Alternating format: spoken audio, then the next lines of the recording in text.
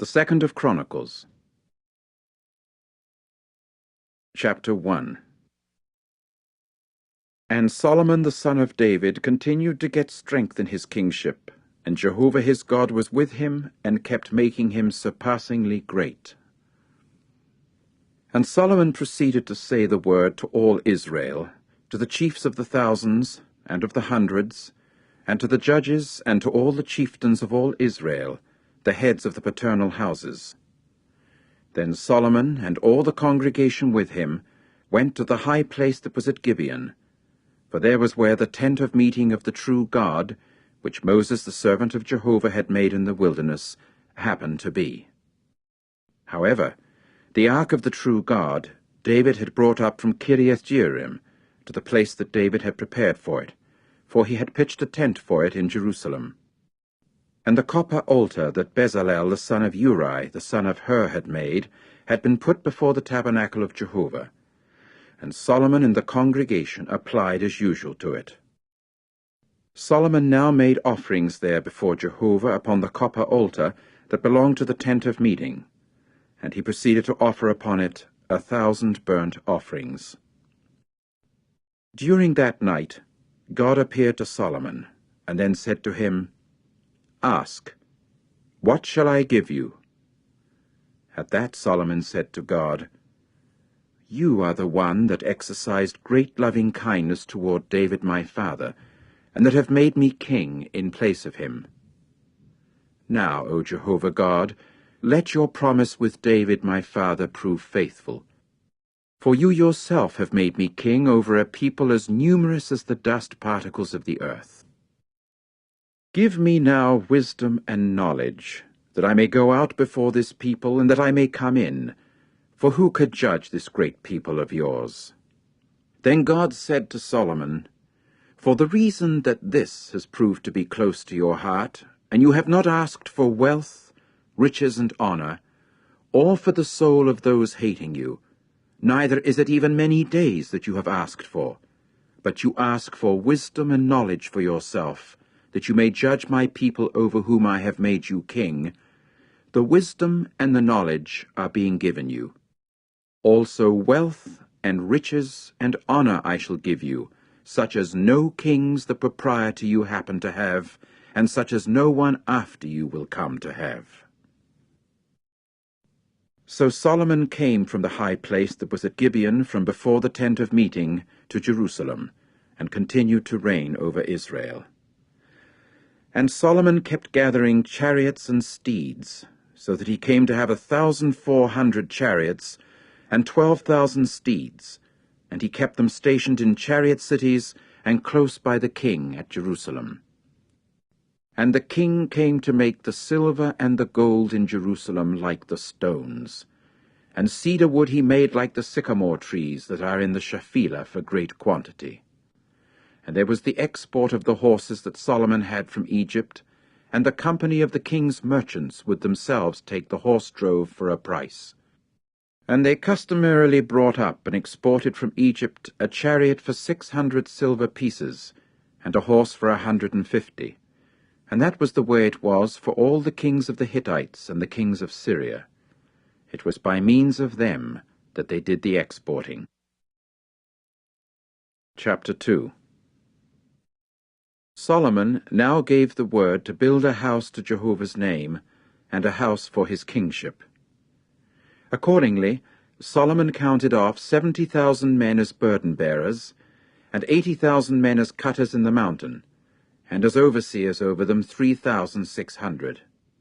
Further, Solomon sent to Hiram the king of Tyre, saying, "Just as you dealt with David my father, and you kept sending him cedar wood to build himself a house in which to dwell, here I am building a house to the name of Jehovah my God, to sanctify it to him, to burn perfumed incense before him, with the constant layer bread and burnt offerings in the morning and in the evening, on the Sabbaths and on the new moons, and at the festival seasons of Jehovah our God. To time indefinite this will be upon Israel. And the house that I am building will be great, for our God is greater than all the other gods. And who could retain power to build him a house? For the heavens and the heaven of the heavens cannot contain him. And who am I that I should build him a house, except for making sacrificial smoke before him?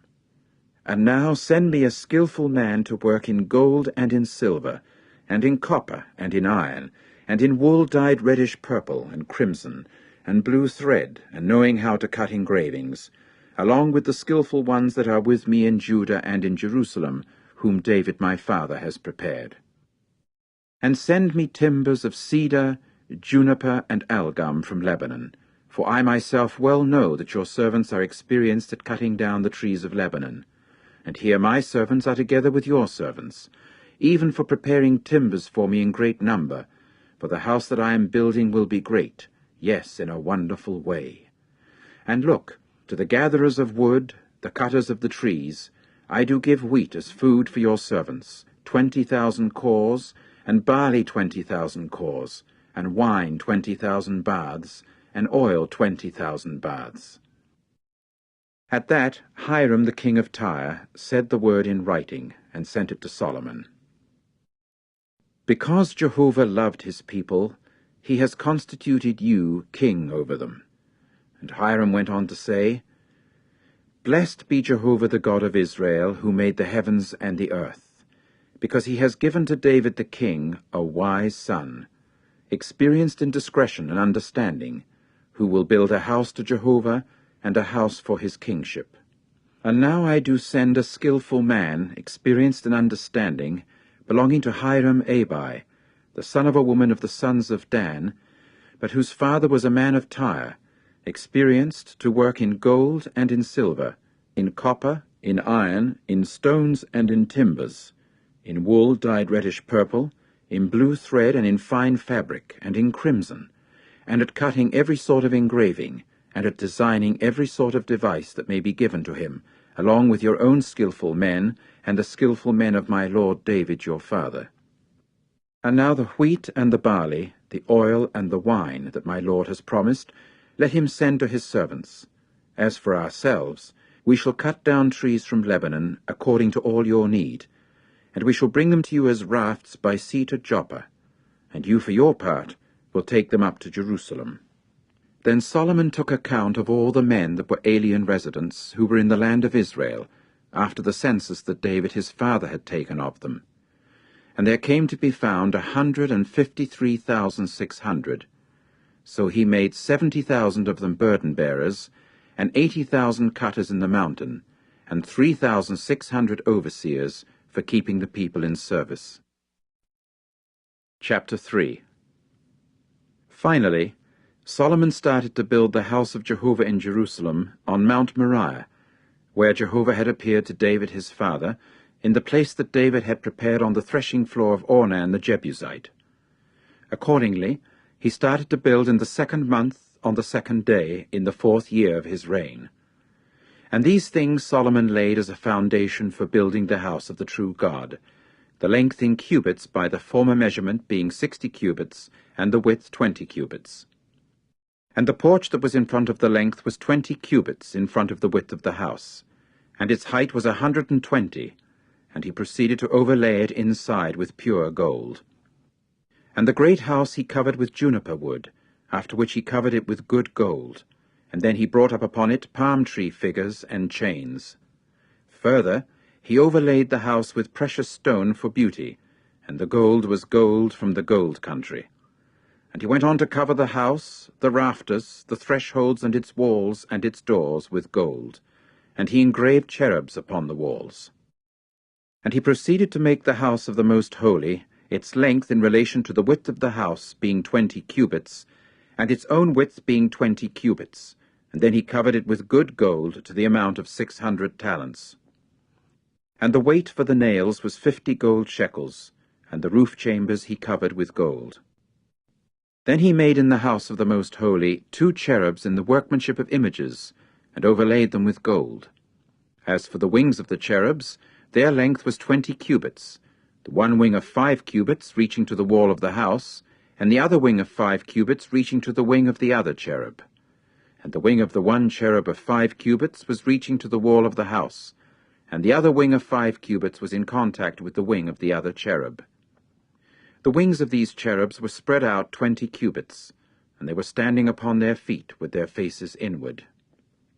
Further, he made the curtain of blue thread and wool dyed reddish-purple, and crimson and fine fabric, and worked in cherubs upon it.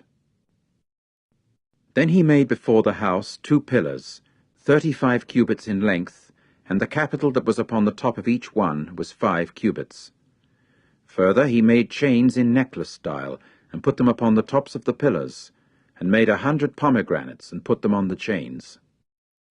And he proceeded to set up the pillars in front of the temple, one to the right and one to the left, after which he called the name of the right-hand one Jachin, and the name of the left-hand one Boaz. Chapter 4. Then he made the copper altar, 20 cubits being its length, and 20 cubits its width, and 10 cubits its height. And he proceeded to make the molten sea, 10 cubits from its one brim to its other brim, circular all around, and its height was 5 cubits, and it took a line of 30 cubits to circle all around it. And there was the likeness of gourd-shaped ornaments under it clear around, surrounding it, 10 in a cubit, enclosing the sea all around. The gourd-shaped ornaments were in 2 rows, being cast in its casting. It was standing upon 12 bulls, 3 facing the north, and 3 facing the west, and 3 facing the south, and 3 facing the east. And the sea was above upon them. And all their hind parts were inward, and its thickness was a handbreadth, and its brim was like the workmanship of the brim of a cup, a lily blossom. As a receptacle, 3,000 bath measures were what it could contain. Further, he made 10 basins, and put 5 to the right and 5 to the left, to wash in them. Things having to do with the burnt offering they would rinse in them, but the sea was for the priests to wash in it. He then made lampstands of gold, 10 of them of the same plan, and put them in the temple, 5 to the right and 5 to the left. Further, he made 10 tables, and stationed them in the temple, 5 to the right and 5 to the left, and made 100 bowls of gold. Then he made the courtyard of the priests and the great enclosure, and the doors belonging to the enclosure, and their doors he overlaid with copper. And the sea he placed at the right side, to the east, toward the south. Finally, Hiram made the cans and the shovels and the bowls. So Hiram finished doing the work that he did for King Solomon on the house of the true God. The 2 pillars and the round capitals upon the top of the 2 pillars, and the 2 networks to cover the 2 round capitals that were upon the top of the pillars, and the 400 pomegranates for the 2 networks, 2 rows of pomegranates for each network to cover the 2 round capitals that were upon the pillars, and the 10 carriages, and the 10 basins upon the carriages, the 1 sea, and the 12 bulls under it, and the cans, and the shovels, and the forks, and all their utensils Hiram Abiv made for King Solomon, for the house of Jehovah, of polished copper. In the district of the Jordan, the king cast them in the thick ground between Succoth and Zeradah. Thus Solomon made all these utensils in very great quantity, for the weight of the copper was not ascertained. And Solomon proceeded to make all the utensils that were at the house of the true God, and the golden altar, and the tables with the showbread upon them, and the lampstands and their lamps of pure gold, to light them up before the innermost room according to the rule, and the blossoms and the lamps and the snuffers of gold, it was the purest gold, and the extinguishers and the bowls and the cups and the fire-holders of pure gold, and the entrance of the house, its inner doors for the most holy, and the doors of the house of the temple, of gold. Chapter 5. Finally, all the work that Solomon had to do for the house of Jehovah was at its completion, and Solomon began to bring in the things made holy by David his father, and the silver and the gold, and all the utensils he put in the treasures of the house of the true God. It was then that Solomon proceeded to congregate the older men of Israel, and all the heads of the tribes, the chieftains of the paternal houses of the sons of Israel, to Jerusalem, to bring the ark of the covenant of Jehovah up from the city of David, that is to say, Zion. So all the men of Israel congregated themselves to the king at the festival, that of the 7th month. So all the older men of Israel came, and the Levites began to carry the ark. And they came bringing up the ark and the tent of meeting, and all the holy utensils that were in the tent. The priests, the Levites, brought them up. And King Solomon and all the assembly of Israelites that were keeping their appointment with him before the ark were sacrificing sheep and cattle that could not be counted or numbered for multitude.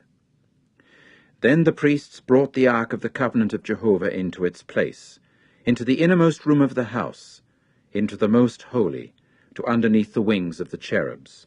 Thus the cherubs were continually spreading out their wings over the place of the ark, so that the cherubs covered over the ark and its poles from above. But the poles were long, so that the tips of the poles were visible at the holy in front of the innermost room, but they were not visible outside, and they continue there down to this day. There was nothing in the ark but the 2 tablets that Moses had given at Horeb, when Jehovah covenanted with the sons of Israel while they were coming out from Egypt. And it came about, when the priests came out from the holy place, for all the priests that were to be found had for their part sanctified themselves, there was no need to observe the divisions, and the Levites that were singers belonging to all of them, namely to Asaph, to Heman, to Jeduthun, and to their sons and to their brothers, clothed in fine fabric with cymbals, and with stringed instruments and harps, were standing to the east of the altar, and along with them priests to the number of 120, sounding the trumpets. And it came about that as soon as the trumpeters and the singers were as one, in causing one sound to be heard, in praising and thanking Jehovah, and as soon as they lifted up the sound with the trumpets, and with the cymbals, and with the instruments of song, and with praising Jehovah, for he is good, for to time indefinite is his loving kindness, the house itself was filled with a cloud, the very house of Jehovah. And the priests were not able to stand to minister because of the cloud, for the glory of Jehovah filled the house of the true God. Chapter 6. It was then that Solomon said, Jehovah himself said he was to reside in the thick gloom, and I for my part have built a house of lofty abode for you, and an established place for you to dwell in to time indefinite. Then the king turned his face, and began to bless all the congregation of Israel, while all the congregation of Israel were standing up. And he went on to say, Blessed be Jehovah the God of Israel, who spoke with his own mouth with David my father, and by his own hands has given fulfillment, saying, From the day that I brought my people out from the land of Egypt, I have not chosen a city out of all the tribes of Israel to build a house for my name, to prove to be there. And I have not chosen a man to become leader over my people Israel. But I shall choose Jerusalem for my name to prove to be there, and I shall choose David to come to be over my people Israel. And it came to be close to the heart of David my father to build a house to the name of Jehovah the God of Israel. But Jehovah said to David my father, For the reason that it proved to be close to your heart to build a house to my name, you did well, because it proved to be close to your heart. Only you yourself will not build the house, but your son, who is coming forth from your loins, is the one that will build the house to my name.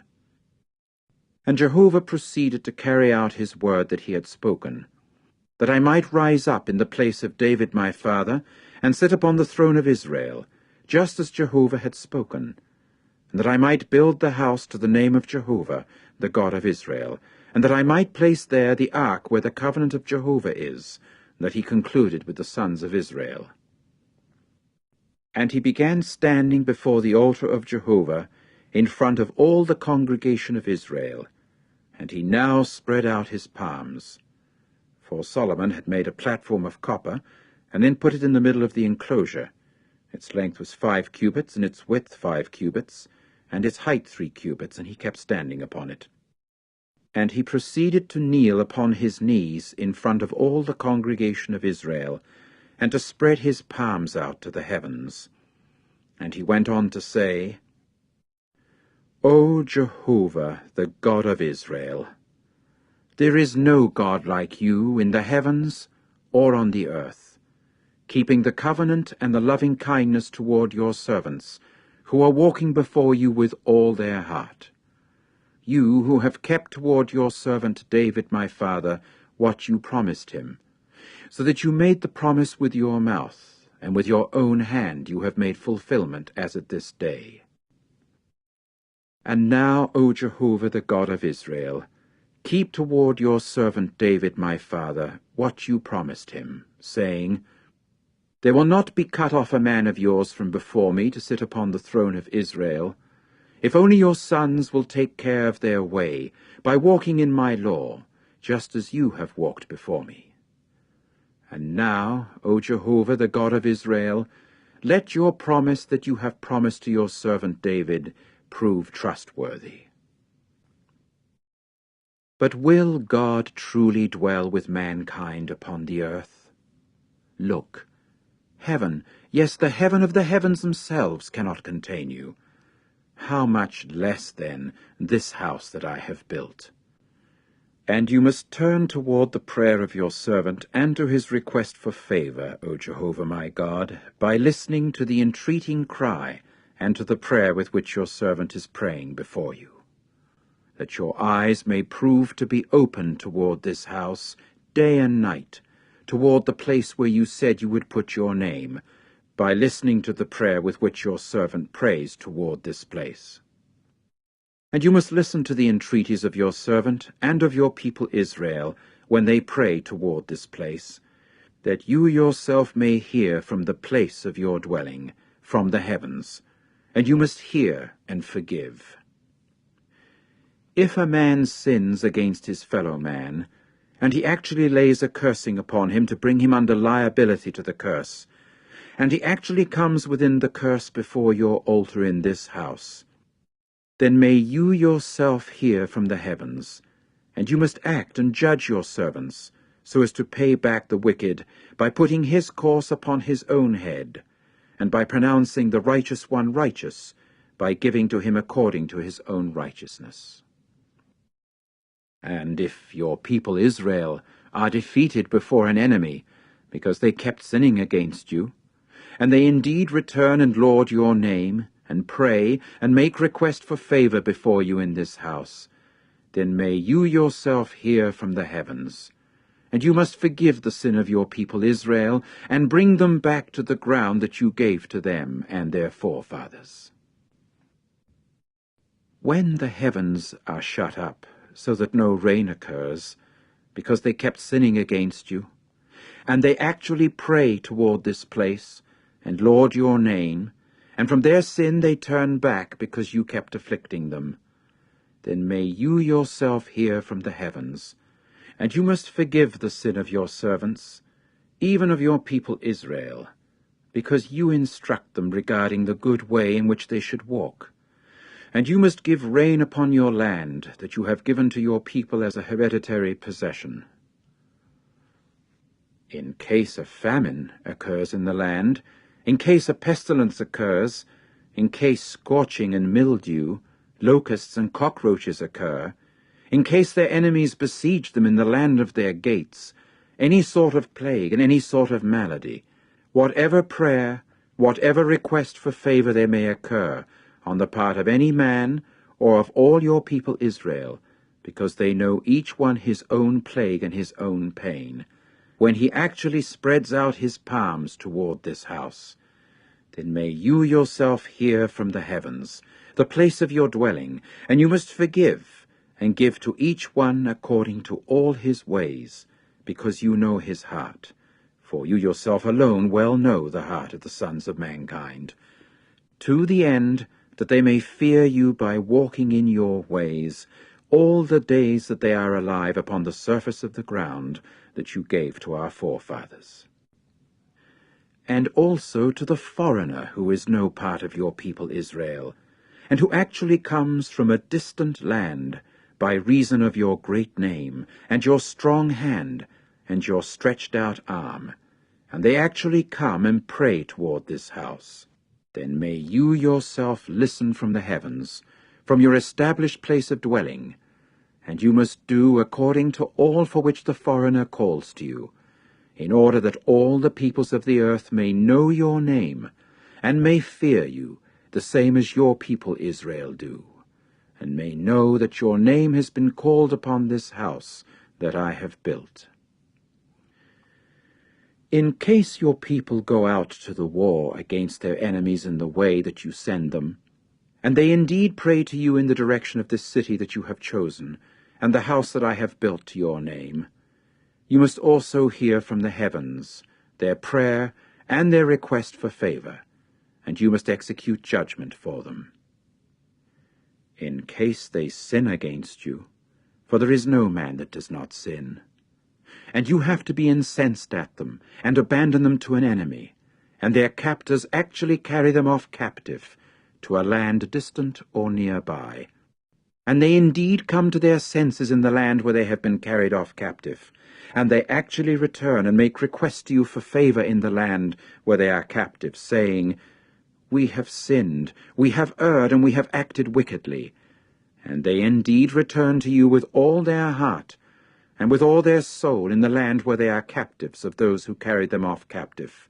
And they indeed pray in the direction of their land that you gave to their forefathers, and the city that you have chosen, and the house that I have built to your name.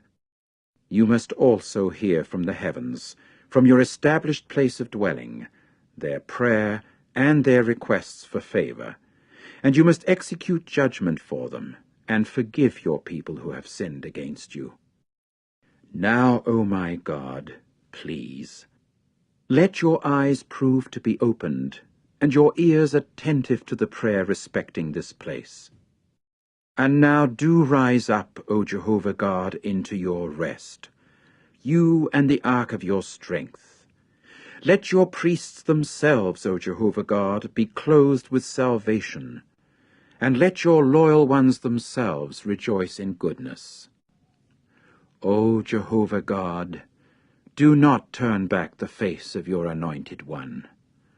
O do remember the loving kindnesses to David your servant.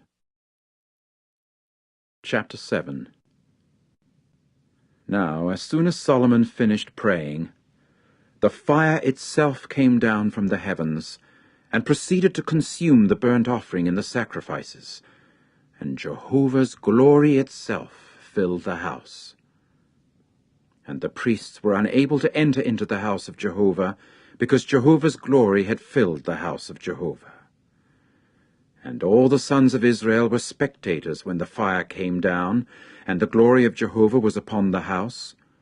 And they immediately bowed low with their faces to the earth upon the pavement, and prostrated themselves and thanked Jehovah.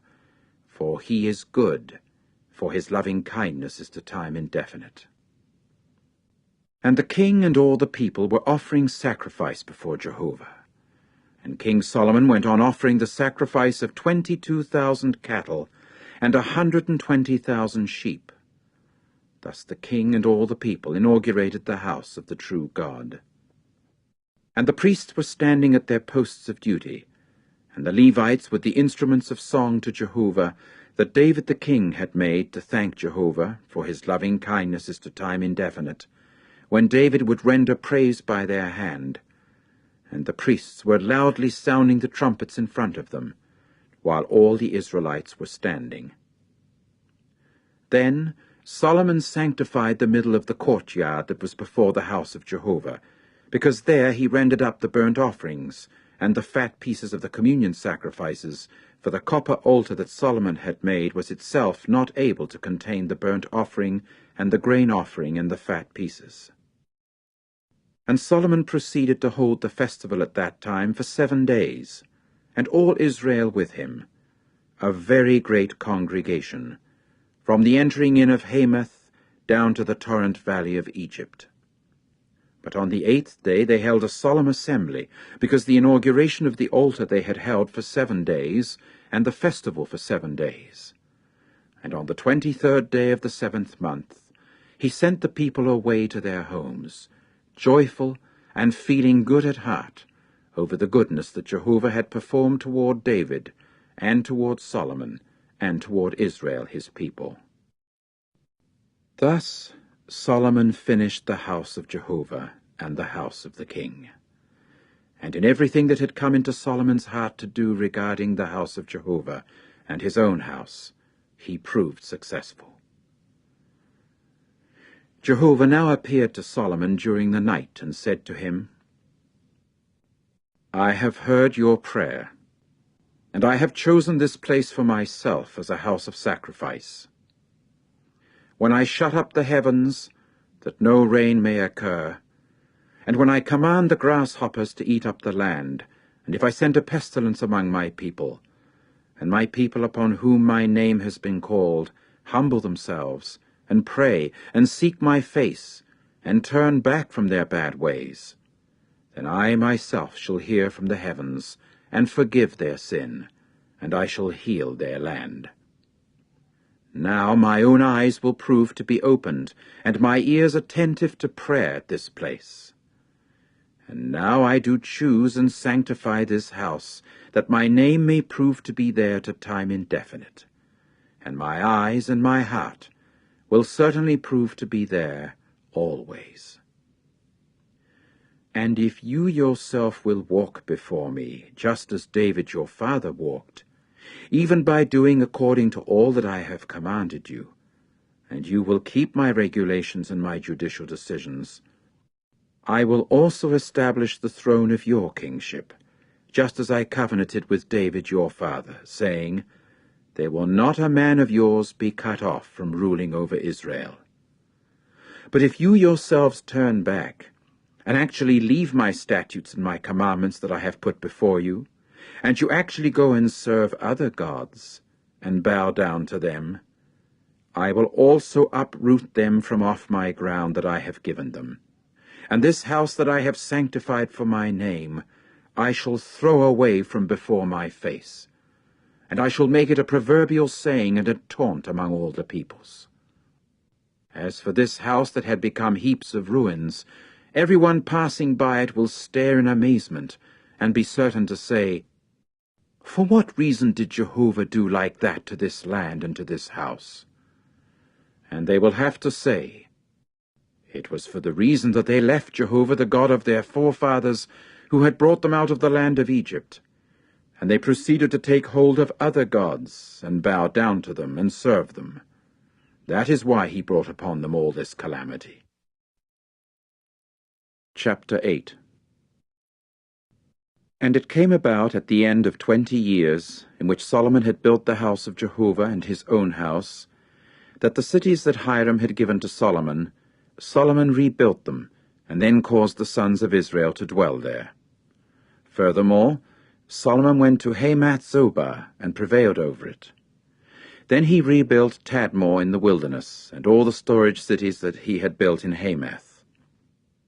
And he went on to build Upper Beth-horon and Lower Beth-horon, fortified cities with walls, doors, and bar, and Baalath, and all the storage cities that had become Solomon's, and all the chariot cities, and the cities for the horsemen, and every desirable thing of Solomon that he had desired to build in Jerusalem, and in Lebanon, and in all the land of his dominion. As for all the people that were left over of the Hittites, and the Amorites, and the Perizzites, and the Hivites, and the Jebusites, who were no part of Israel, from their sons that had been left behind them in the land, whom the sons of Israel had not exterminated, Solomon kept levying men for forced labor until this day. But there were none out of the sons of Israel that Solomon constituted slaves for his work, for they were warriors and chiefs of his adjutants, and chiefs of his charioteers and of his horsemen. These were the chiefs of the deputies that belonged to King Solomon, 250, the foremen over the people. And Pharaoh's daughter Solomon brought up out of the city of David to the house that he had built for her, for he said, Although a wife of mine, she should not dwell in the house of David the king of Israel, for the places to which the ark of Jehovah has come are something holy. It was then that Solomon offered up burnt sacrifices to Jehovah upon the altar of Jehovah that he had built before the porch, even as a daily matter of course to make offerings according to the commandment of Moses for the Sabbaths, and for the new moons, and for the appointed festivals, 3 times in the year, at the festival of unfermented cakes, and at the festival of the weeks, and at the festival of the booths.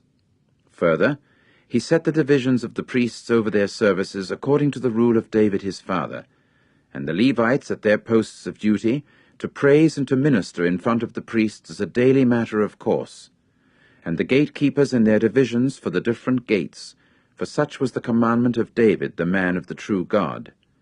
And they did not turn aside from the king's commandment to the priests and the Levites concerning any matter, and concerning the supplies. So Solomon's work was all in a prepared state from the day of the foundation laying of the house of Jehovah until it was finished. So the house of Jehovah was complete.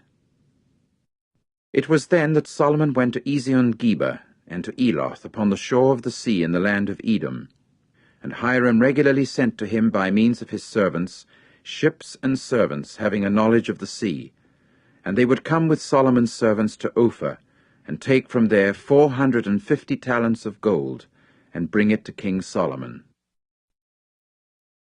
Chapter 9.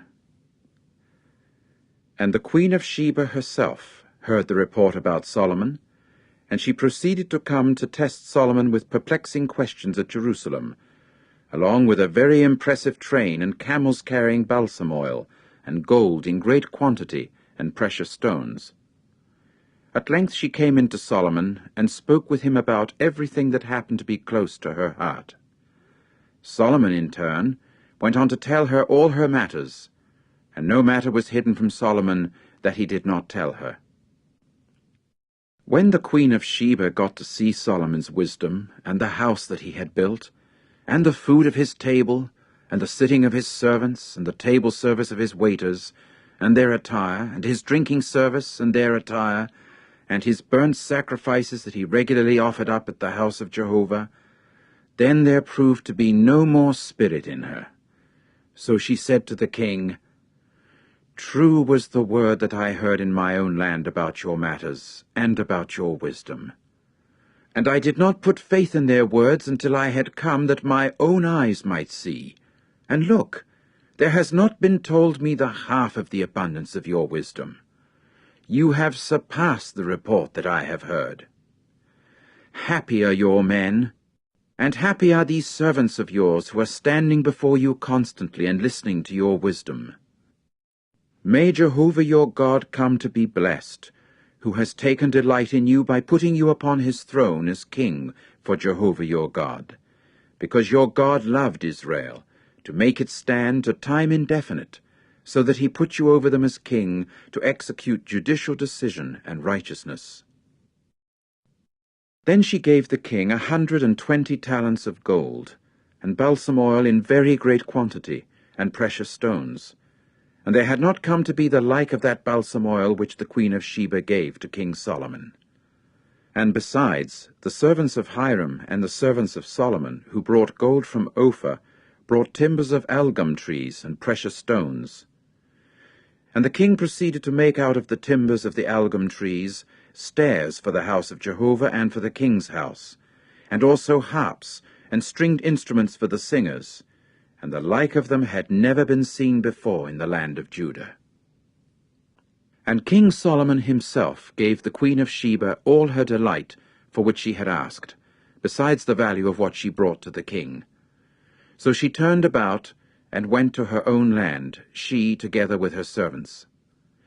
And the weight of the gold that came to Solomon in 1 year amounted to 666 talents of gold, aside from the men of travel and the merchants who were bringing in, and all the kings of the Arabs and the governors of the land who were bringing in gold and silver to Solomon.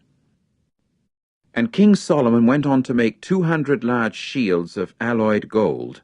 600 shekels of alloyed gold he proceeded to lay upon each large shield, and 300 bucklers of alloyed gold. 3 minas of gold he proceeded to lay upon each buckler. Then the king put them in the house of the forest of Lebanon. Further, the king made a great ivory throne, and overlaid it with pure gold. And there were 6 steps to the throne, and there was a footstool in gold to the throne, they were attached, And there were armrests on this side and on that side, by the place of sitting, and 2 lions were standing beside the armrests. And there were 12 lions standing there upon the 6 steps on this side and on that side. No other kingdom had any made just like it. And all the drinking vessels of King Solomon were of gold, and all the vessels of the house of the forest of Lebanon were of pure gold. There was nothing of silver. It was considered as nothing at all in the days of Solomon. For ships belonging to the king were going to Tarshish with the servants of Hiram. Once every 3 years, ships of Tarshish would come in, carrying gold and silver, ivory and apes and peacocks. So King Solomon was greater than all the other kings of the earth in riches and wisdom. And all the kings of the earth were seeking the face of Solomon to hear his wisdom, which the true God had put in his heart. And they were bringing each his gift, articles of silver and articles of gold and garments, armor and balsam oil, horses and mules, as a yearly matter of course. And Solomon came to have 4,000 stalls of horses and chariots, and 12,000 steeds, and he kept them stationed in the chariot cities and close by the king in Jerusalem. And he came to be ruler over all the kings from the river down to the land of the Philistines, and down to the boundary of Egypt. Furthermore, the king made the silver in Jerusalem like the stones, and cedar wood he made like the sycamore trees that are in the Shephelah, for abundance. And there were those bringing out horses to Solomon from Egypt, and from all the other lands. As for the rest of the affairs of Solomon, the first and the last, are they not written among the words of Nathan the prophet, and in the prophecy of Ahijah the Shilonite, and in the record of visions of Iddo the visionary, concerning Jeroboam the son of Nebat? And Solomon continued to reign in Jerusalem over all Israel for 40 years.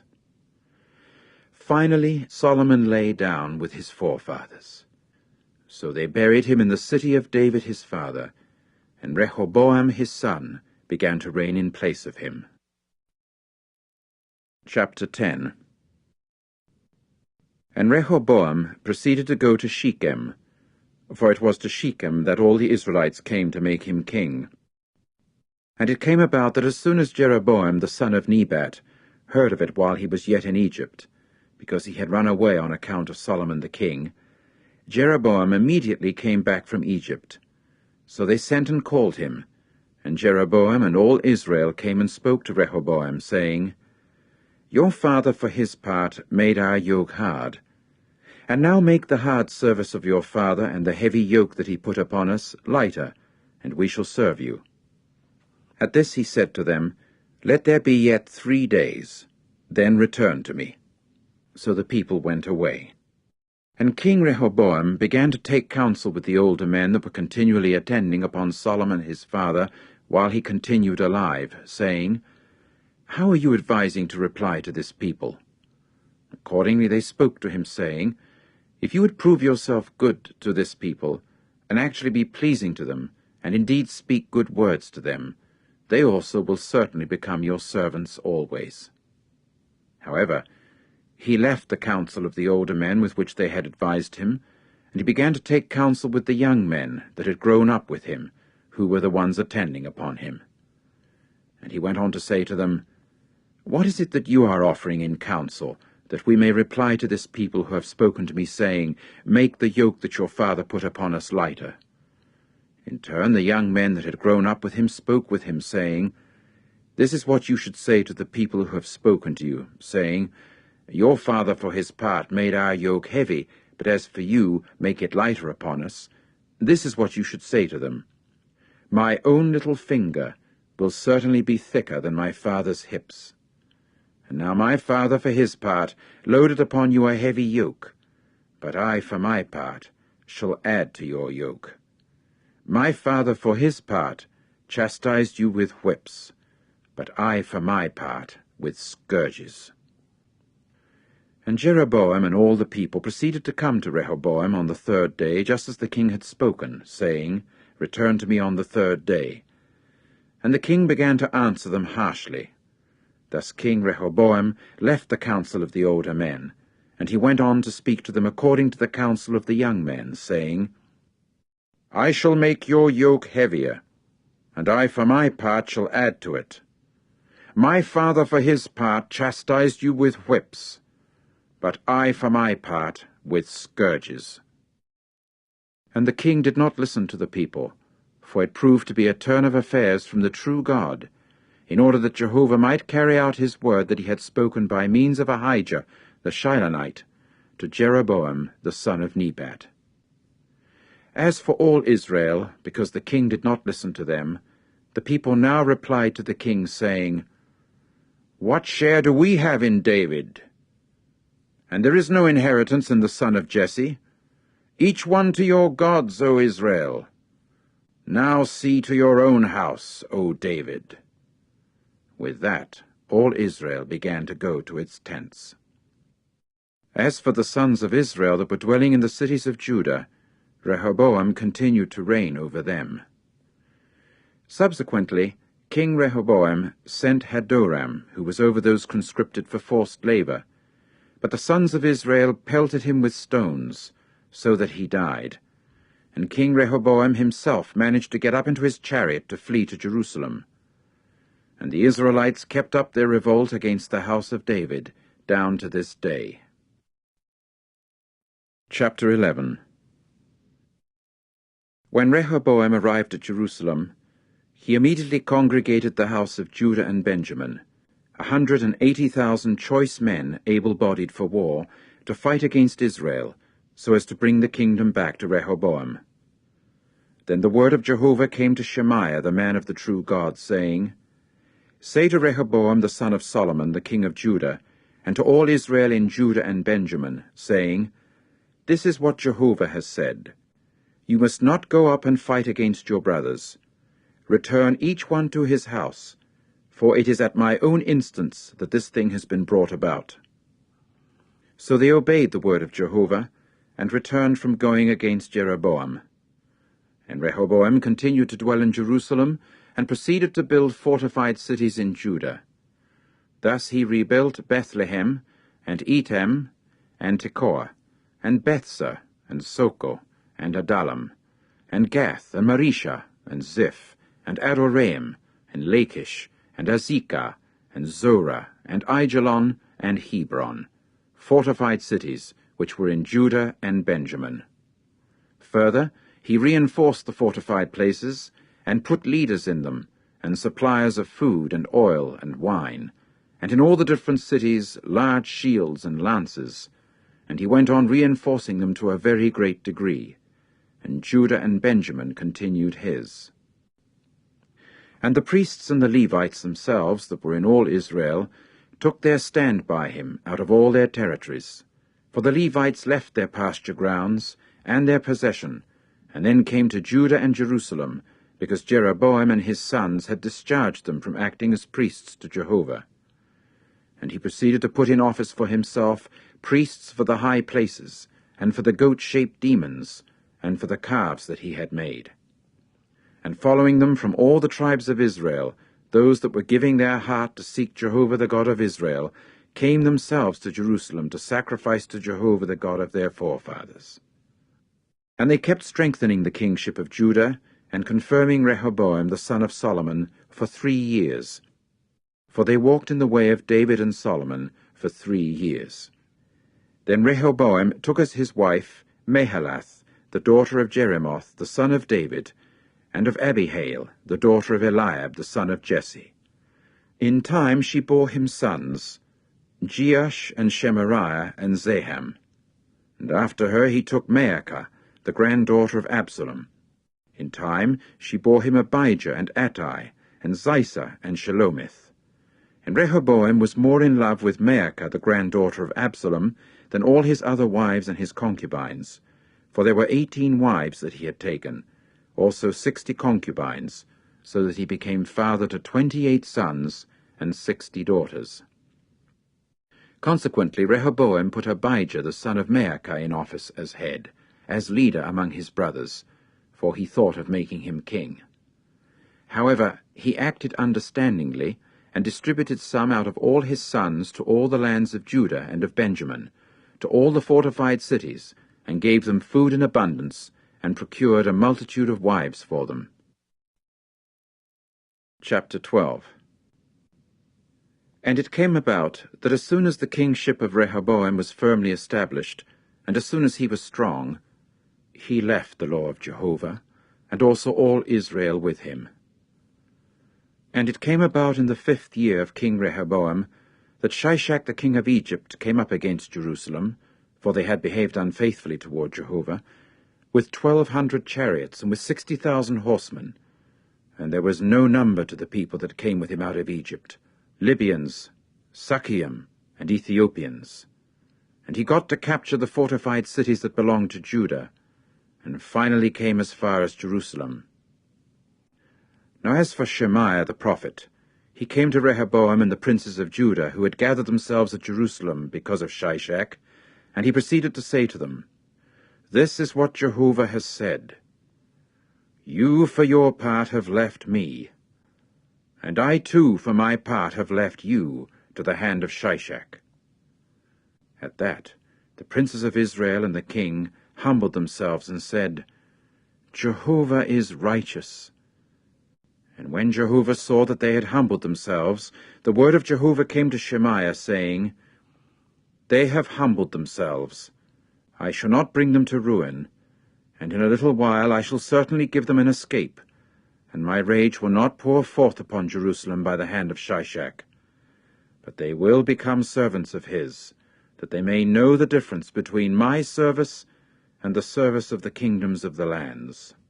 So Shishak the king of Egypt came up against Jerusalem, and took the treasures of the house of Jehovah and the treasures of the king's house.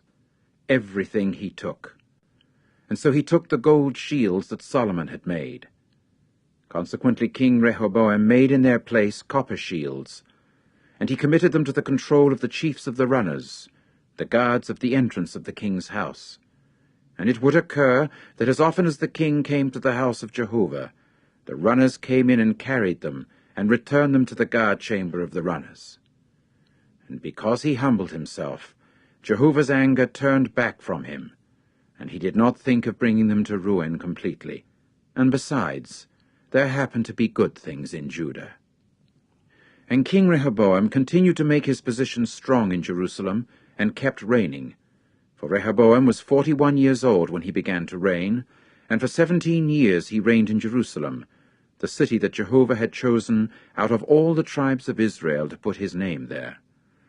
And his mother's name was Naamah, the Ammonitess. But he did what was bad, for he had not firmly established his heart to search for Jehovah. As for Rehoboam's affairs, the first and the last, are they not written among the words of Shemaiah the prophet and of Iddo the visionary by genealogical enrollment? And there were wars between Rehoboam and Jeroboam all the time.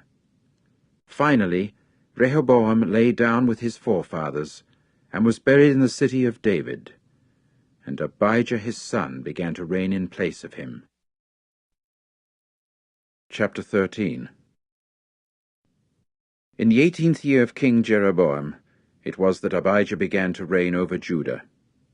3 years he reigned in Jerusalem, and his mother's name was Micaiah, the daughter of Uriel of Gibeah. And war itself took place between Abijah and Jeroboam. So Abijah engaged in the war with a military force of 400,000 mighty men of war, chosen men. And Jeroboam himself drew up in battle formation against him with 800,000 chosen men, valiant mighty men. Abijah now rose up upon Mount Zemaraim, which is in the mountainous region of Ephraim, and said, Hear me, O Jeroboam, and all Israel.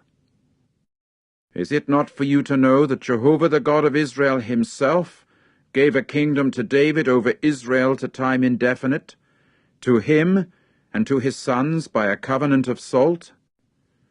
And Jeroboam the son of Nebat, the servant of Solomon the son of David, proceeded to rise up and rebel against his Lord. And idle men, good-for-nothing fellows, kept collecting themselves together by him. Finally they proved superior to Rehoboam the son of Solomon, when Rehoboam himself happened to be young and faint-hearted, and he did not hold his own against them. And now you men are thinking of holding your own against the kingdom of Jehovah in the hand of the sons of David, when you are a large crowd, and there are with you the golden calves that Jeroboam made for you as gods. Have you not driven out Jehovah's priests, the sons of Aaron, and the Levites, and do you not keep making priests for yourselves like the peoples of the lands? As for anyone that came and filled his hand with power by means of a young bull and 7 rams, he became a priest of what are no gods. As for us, Jehovah is our God, and we have not left him. But priests are ministering to Jehovah, the sons of Aaron, and also the Levites in the work. And they are making burnt offering smoke to Jehovah morning by morning, and evening by evening, and also perfumed incense. And the layers of bread are upon the table of pure gold, and there are the golden lampstand and its lamps to light up evening by evening, because we are keeping the obligation to Jehovah our God. But you yourselves have left him. And look, with us there is at the head the true God with his priests, and the signal trumpets for sounding the battle alarm against you. O sons of Israel, do not fight against Jehovah the God of your forefathers, for you will not prove successful. And Jeroboam, for his part, dispatched an ambush around to come behind them, so that they proved to be in front of Judah, and the ambush behind them. When those of Judah turned around, why, there they had the battle in front and behind. And they began to cry out to Jehovah, while the priests were loudly sounding the trumpets. And the men of Judah broke out shouting a war cry. And it came about that when the men of Judah shouted a war cry, then the true God himself defeated Jeroboam and all Israel before Abijah and Judah. And the sons of Israel took to flight from before Judah, and then God gave them into their hand. And Abijah and his people went striking them down with a vast slaughter, and the slain of Israel kept falling down, 500,000 chosen men. Thus the sons of Israel were humbled at that time, but the sons of Judah proved superior because they leaned upon Jehovah the God of their forefathers. And Abijah kept chasing after Jeroboam, and got to capture cities from him, Bethel and its dependent towns, and Jeshanah and its dependent towns, and Ephraim and its dependent towns. And Jeroboam did not retain any more power in the days of Abijah, but Jehovah dealt him a blow, so that he died. And Abijah continued to strengthen himself. In time he got 14 wives for himself, and became father to 22 sons and 16 daughters. And the rest of Abijah's affairs, even his ways and his words, are written in the exposition of the prophet Iddo. Chapter 14. Finally Abijah lay down with his forefathers, and they buried him in the city of David. And Asa his son began to reign in place of him. In his days the land had no disturbance for 10 years, and Asa proceeded to do what was good and right in the eyes of Jehovah his God. So he removed the foreign altars and the high places, and broke up the sacred pillars, and cut down the sacred poles. Further he said to Judah to search for Jehovah the God of their forefathers, and do the law and the commandment. Accordingly he removed from all the cities of Judah the high places and the incense stands, and the kingdom continued without disturbance before him. And he went on to build fortified cities in Judah, for the land had no disturbance, and there was no war against him during these years, for Jehovah gave him rest. So he said to Judah, Let us build these cities and make walls around and towers, double doors and bars.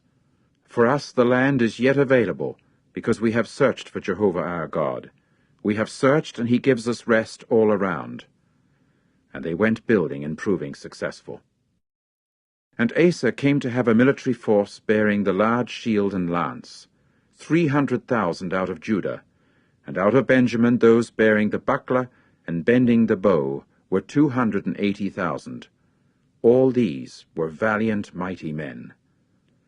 Later Zerah, the Ethiopian, went out against them with a military force of 1,000,000 men and 300 chariots, and came as far as Maresha. Then Asa went out against him, and they drew up in battle formation in the valley of Zephathah at Maresha.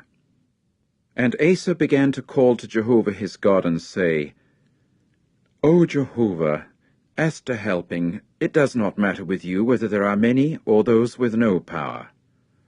Help us, O Jehovah our God, for upon you we do lean, and in your name we have come against this crowd. O Jehovah, you are our God. Do not let mortal man retain strength against you. At that, Jehovah defeated the Ethiopians before Asa and before Judah, and the Ethiopians took to flight. And Asa and the people that were with him kept pursuing them as far as Gerar, and those of the Ethiopians continued falling down till there was no one alive of them, for they were broken to pieces before Jehovah and before his camp. Afterward they carried off a very great deal of spoil. Further, they struck all the cities round about Gerar, for the dread of Jehovah had come to be upon them, and they went plundering all the cities, for there happened to be much to plunder in them. And even the tents with livestock they struck, so that they took captive flocks in great number and camels, after which they returned to Jerusalem. Chapter 15. Now for Azariah the son of Oded, the Spirit of God came to be upon him. Consequently he went out before Asa and said to him, Hear me, O Asa, and all Judah and Benjamin. Jehovah is with you as long as you prove to be with him. And if you search for him, he will let himself be found by you. But if you leave him, he will leave you. And many were the days that Israel had been without a true God, and without a priest teaching, and without law. But when in their distress they returned to Jehovah the God of Israel, and looked for him, then he let himself be found by them. And in those times there was no peace for one going out or for one coming in, because there were many disorders among all the inhabitants of the lands. And they were crushed to pieces, nation against nation, and city against city, because God himself kept them in disorder with every sort of distress. And you, be courageous, and do not let your hands drop down, because there exists a reward for your activity. And as soon as Asa heard these words and the prophecy of Oded the prophet, he took courage, and proceeded to cause the disgusting things to vanish from all the land of Judah and Benjamin, and from the cities that he had captured from the mountainous region of Ephraim, and to renew Jehovah's altar that was before the porch of Jehovah. And he began to collect together all Judah and Benjamin, and the alien residents with them from Ephraim and Manasseh and Simeon, for they had deserted to him from Israel in great number when they saw that Jehovah his God was with him. So they were collected together at Jerusalem in the 3rd month of the 15th year of Asa's reign. Then they sacrificed to Jehovah on that day from the spoil they had brought 700 cattle and 7,000 sheep. Furthermore, they entered into a covenant to search for Jehovah the God of their forefathers with all their heart and with all their soul, that anyone that would not search for Jehovah the God of Israel should be put to death, whether small or great, whether man or woman. So they swore to Jehovah with a loud voice, and with joyful shouting, and with the trumpets and with horns. And all Judah gave way to rejoicing over the things sworn, for it was with all their heart that they had sworn, and with full pleasure on their part that they had looked for him, so that he let himself be found by them, and Jehovah continued to give them rest all around. As for even Maacah, his grandmother, Asa the king himself removed her from being lady, because she had made a horrible idol for the sacred pole. And then Asa cut down her horrible idol, and pulverized it, and burned it in the torrent valley of Kidron. And the high places themselves did not disappear from Israel. Only Asa's heart itself proved to be complete all his days. And he proceeded to bring the things made holy by his father, and the things made holy by himself into the house of the true God, silver and gold and utensils. As for war, it did not occur down to the 35th year of Asa's reign. Chapter 16. In the 36th year of the reign of Asa, Baasha, the king of Israel, came up against Judah, and began to build Ramah, so as not to allow anyone to go out or come in to Asa, the king of Judah. Asa now brought out silver and gold from the treasures of Jehovah's house and the king's house, and sent to Ben-Hadad the king of Syria, who was dwelling at Damascus, saying, "There is a covenant between me and you, and between my father and your father. Here I do send you silver and gold. Go, break your covenant with Baasha the king of Israel, that he may withdraw from me." So Ben-Hadad listened to King Asa, and sent the chiefs of the military forces that were his against the cities of Israel, so that they struck Ijon and Dan and Abel-maim, and all the storage places of the cities of Naphtali. And it came about that as soon as Baasha heard of it, he immediately quit building Ramah and stopped his work. As for Asa the king, he took all Judah, and they proceeded to carry away the stones of Ramah and its timbers, with which Baasha had built, and he began to build with them Geba and Mizpah. And at that time Hanani the seer came to Asa the king of Judah, and then said to him, "Because you leaned upon the king of Syria, and did not lean upon Jehovah your God, for that reason the military force of the king of Syria has escaped out of your hand. Did not the Ethiopians and the Libyans themselves happen to be a very great military force in multitude, in chariots and in horsemen? And because of your leaning upon Jehovah, did he not give them into your hand? For as regards Jehovah, his eyes are roving about through all the earth, to show his strength in behalf of those whose heart is complete toward him. You have acted foolishly respecting this, for from now on there will exist wars against you." However, Asa became offended at the seer, and put him in the house of the stocks, because he was in a rage at him over this. And Asa began to crush some others of the people at that same time. And look, the affairs of Asa, the first and the last, there they are written in the book of the kings of Judah and of Israel. And Asa, in the 39th year of his reign, developed an ailment in his feet until he was very sick. And even in his sickness he searched not for Jehovah, but for the healers. Finally, Asa lay down with his forefathers and died in the 41st year of his reigning. So they buried him in his grand burial place that he had excavated for himself in the city of David. And they laid him in the bed that had been filled with balsam oil, and different sorts of ointment mixed in an ointment of special make. Further, they made an extraordinarily great funeral burning for him. Chapter 17. And Jehoshaphat his son began to reign in place of him, and to make his position strong over Israel. And he proceeded to put military forces in all the fortified cities of Judah, and to put garrisons in the land of Judah and in the cities of Ephraim that Asa his father had captured. And Jehovah continued with Jehoshaphat, because he walked in the former ways of David his forefather, and did not search for the Baals. For it was for the God of his father that he searched, and in his commandment he walked, and not according to the doing of Israel. And Jehovah kept the kingdom firmly established in his hand. And all Judah continued to give presents to Jehoshaphat, and he came to have riches and glory in abundance. And his heart became bold in the ways of Jehovah, and he even removed the high places and the sacred poles from Judah.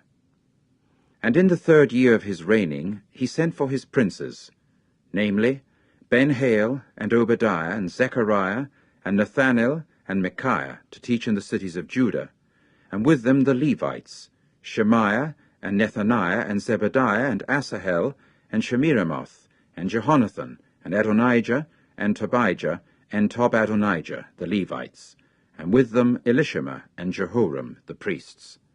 And they began teaching in Judah, and with them there was the book of Jehovah's law. And they kept going around through all the cities of Judah, and teaching among the people. And the dread of Jehovah came to be upon all the kingdoms of the lands that were all around Judah, and they did not fight against Jehoshaphat. And from the Philistines they were bringing to Jehoshaphat presents and money as tribute. The Arabs also were bringing to him flocks, 7,700 rams, and 7,700 he-goats. And Jehoshaphat continued advancing and growing great to a superior degree, and he went on building fortified places and storage cities in Judah.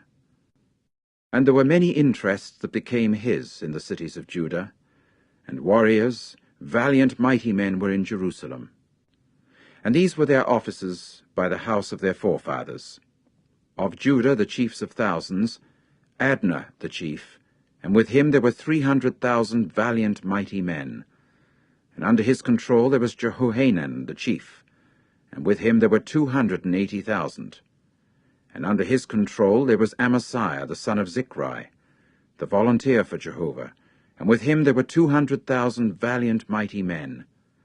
And out of Benjamin there was the valiant mighty man Eliada, and with him there were 200,000 men equipped with the bow and shield. And under his control there was Jehozabad, and with him there were 180,000 men outfitted for the army. These were the ones ministering to the king, apart from those whom the king put in the fortified cities throughout all Judah. Chapter 18. And Jehoshaphat came to have riches and glory in abundance, but he formed a marriage alliance with Ahab. So years later he went down to Ahab at Samaria, and Ahab proceeded to sacrifice sheep and cattle in abundance for him, and for the people that were with him. And he began to allure him to go up against Ramoth-Gilead. And Ahab the king of Israel went on to say to Jehoshaphat the king of Judah, "Will you go with me to Ramoth-Gilead?" At this he said to him, "I am the same as you are, and my people are like your people, and with you in the war." However, Jehoshaphat said to the king of Israel, "Please inquire first of all for the word of Jehovah." So the king of Israel collected the prophets together, 400 men, and said to them, "Shall we go against Ramoth-Gilead in war, or shall I refrain?" And they began to say, "Go up, and the true God will give it into the king's hand." But Jehoshaphat said, "Is there not here a prophet of Jehovah still? Then let us inquire through him." At that the king of Israel said to Jehoshaphat, "There is still one man through whom to inquire of Jehovah, but I myself certainly hate him, for he is prophesying concerning me not for good, but all his days for bad. He is Micaiah the son of Imlah." However, Jehoshaphat said, "Do not let the king say a thing like that." Accordingly the king of Israel called a court official and said, "Bring Micaiah the son of Imlah quickly." Now the king of Israel and Jehoshaphat the king of Judah were sitting each one on his throne, clothed in garments, and were sitting in the threshing floor at the entrance of the gate of Samaria, and all the prophets were acting as prophets before them. Then Zedekiah the son of Chenaanah made for himself horns of iron, and said, "This is what Jehovah has said, with these you will push the Syrians until you exterminate them." And all the other prophets were prophesying the same as that, saying, "Go up to Ramoth-Gilead, and prove successful, and Jehovah will certainly give it into the king's hand." And the messenger that went to call Micaiah spoke to him, saying, "Look, the words of the prophets are unanimously of good to the king, and let your word, please, become like one of them, and you must speak good." But Micaiah said, "As Jehovah is living, what my God will say, that is what I shall speak."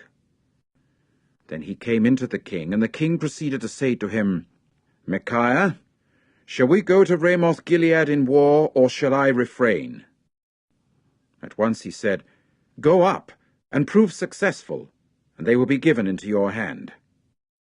At that the king said to him, "For how many times am I putting you under oath that you should not speak to me anything but truth in the name of Jehovah?"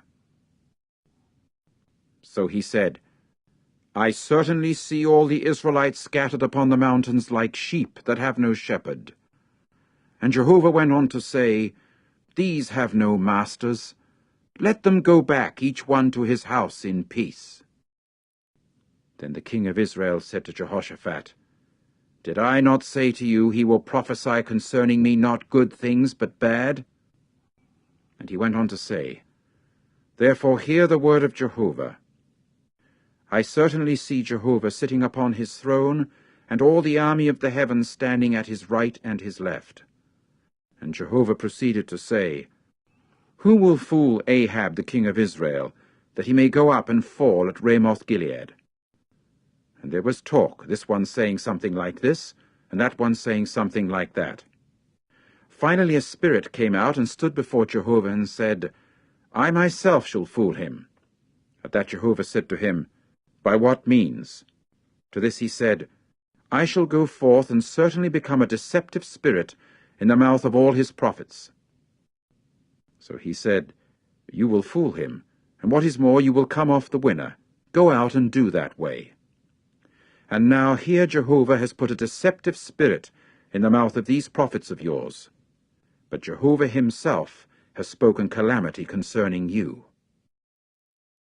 Zedekiah the son of Chenaanah now approached and struck Micaiah on the cheek and said, In just which way did the Spirit of Jehovah pass along from me to speak with you?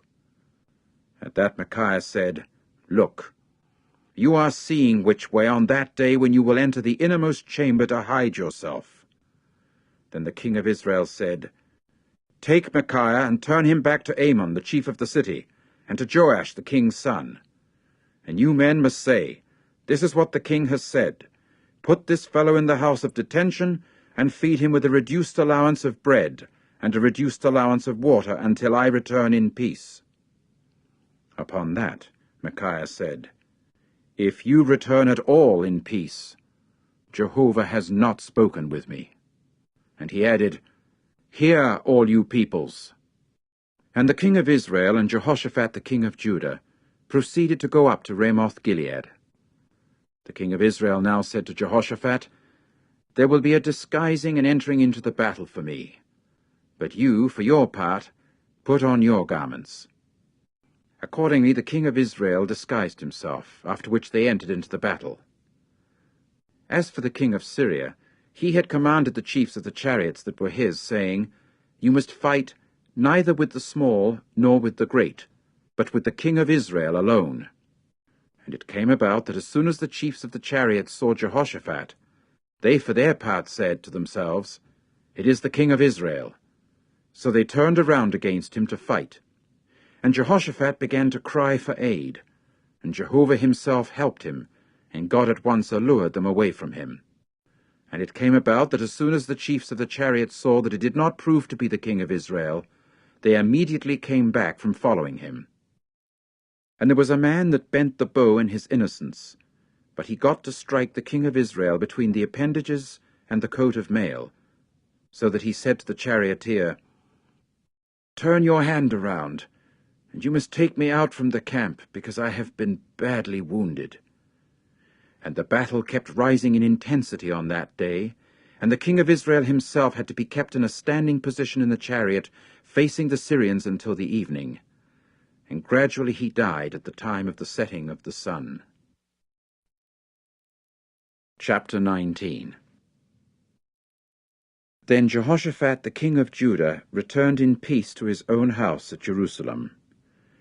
Jehu the son of Hanani the visionary now went out before him, and said to King Jehoshaphat, Is it to the wicked that help is to be given? And is it for those hating Jehovah that you should have love? And for this there is indignation against you from the person of Jehovah.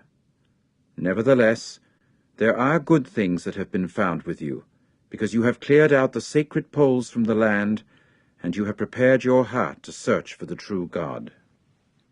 And Jehoshaphat continued dwelling in Jerusalem, and he began to go out again among the people from Beersheba to the mountainous region of Ephraim, that he might bring them back to Jehovah the God of their forefathers. And he proceeded to station judges throughout the land in all the fortified cities of Judah, city by city. And he went on to say to the judges, See what you are doing, because it is not for man that you judge, but it is for Jehovah, and he is with you in the matter of judgment. And now let the dread of Jehovah come to be upon you, be careful and act. For with Jehovah our God there is no unrighteousness, or partiality, or taking of a bribe. And in Jerusalem also Jehoshaphat stationed some of the Levites and the priests, and some of the heads of the paternal houses of Israel, for the judgment of Jehovah, and for the legal cases of the inhabitants of Jerusalem. Further, he laid a command upon them, saying, This is how you should do in the fear of Jehovah, with faithfulness and with a complete heart. As for every legal case that will come to you of your brothers who are dwelling in their cities, involving the shedding of blood, involving law and commandment and regulations and judicial decisions, you must warn them that they may not do wrong against Jehovah, and indignation may not have to take place against you and against your brothers. This is how you should do, that you may not incur guilt. And here is Amariah the chief priest over you for every matter of Jehovah, and Zebadiah the son of Ishmael, the leader of the house of Judah, for every matter of the king. And as officers the Levites are available for you. Be strong and act, and let Jehovah prove to be with what is good. Chapter 20. And it came about afterward that the sons of Moab and the sons of Ammon, and with them some of the Ammonim, came against Jehoshaphat in war. So people came and told Jehoshaphat, saying, There has come against you a large crowd from the region of the sea, from Edom, and there they are in Hazazon-Tamar, that is to say, in Gedi. At that, Jehoshaphat became afraid, and set his face to search for Jehovah. So he proclaimed a fast for all Judah. Eventually those of Judah were collected together to inquire of Jehovah. Even from all the cities of Judah they came to consult Jehovah. Then Jehoshaphat stood up in the congregation of Judah and of Jerusalem, in the house of Jehovah before the new courtyard, and he proceeded to say, O Jehovah, the God of our forefathers, are you not God in the heavens? And are you not dominating over all the kingdoms of the nations? And are there not in your hand power and mightiness, with no one to hold his ground against you? Did not you yourself, O God of ours, drive away the inhabitants of this land from before your people Israel, and then give it to the seed of Abraham, your lover, to time indefinite?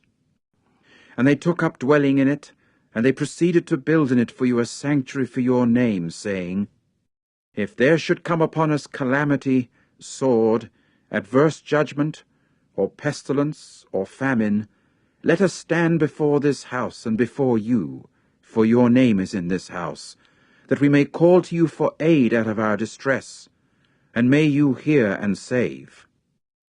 And now hear the sons of Ammon and Moab, and the mountainous region of Seir, whom you did not allow Israel to invade when they were coming out of the land of Egypt, but they turned away from them, and did not annihilate them. Yes, here they are rewarding us by coming in to drive us out from your possession that you caused us to possess. O our God, will you not execute judgment upon them? For in us there is no power before this large crowd that is coming against us, and we ourselves do not know what we ought to do, but our eyes are toward you. All the while, all those of Judah were standing before Jehovah, even their little ones, their wives, and their sons. Now as for Jahaziel, the son of Zechariah, the son of Benaiah, the son of Jael, the son of Mattaniah, the Levite, of the sons of Asaph, the Spirit of Jehovah came to be upon him in the middle of the congregation. Consequently he said, Pay attention, all Judah, and you inhabitants of Jerusalem, and King Jehoshaphat. Here is what Jehovah has said to you. Do not you be afraid or be terrified because of this large crowd, for the battle is not yours, but God's. Tomorrow go down against them. There they are coming up by the pass of Ziz, and you will be certain to find them at the end of the torrent valley, in front of the wilderness of Jeruel. You will not need to fight in this instance. Take your position. Stand still and see the salvation of Jehovah in your behalf. O Judah and Jerusalem, do not be afraid or be terrified. Tomorrow go out against them, and Jehovah will be with you." At once Jehoshaphat bowed low with his face to the earth. And all Judah and the inhabitants of Jerusalem themselves fell down before Jehovah to do obeisance to Jehovah. Then the Levites of the sons of the Kohathites and of the sons of the Korahites rose up to praise Jehovah the God of Israel with an extraordinarily loud voice. And they proceeded to rise early in the morning and go out to the wilderness of Tekoa. And as they went out, Jehoshaphat stood up and then said, "Hear me, O Judah, and you inhabitants of Jerusalem. Put faith in Jehovah your God, that you may prove yourselves of long duration. Put faith in his prophets, and so prove successful." Further, he took counsel with the people and stationed singers to Jehovah, and those offering praise in holy adornment as they went out ahead of the armed men, and saying, "Give praise to Jehovah, for to time indefinite is his loving kindness." And at the time that they started off with the joyful cry and praise, Jehovah set men in ambush against the sons of Ammon, Moab, and the mountainous region of Seir, who were coming into Judah, and they went smiting one another. And the sons of Ammon and Moab proceeded to stand up against the inhabitants of the mountainous region of Seir, to devote them to destruction and annihilate them. And as soon as they finished with the inhabitants of Seir, they helped each one to bring his own fellow to ruin. But as for Judah, it came to the watchtower of the wilderness.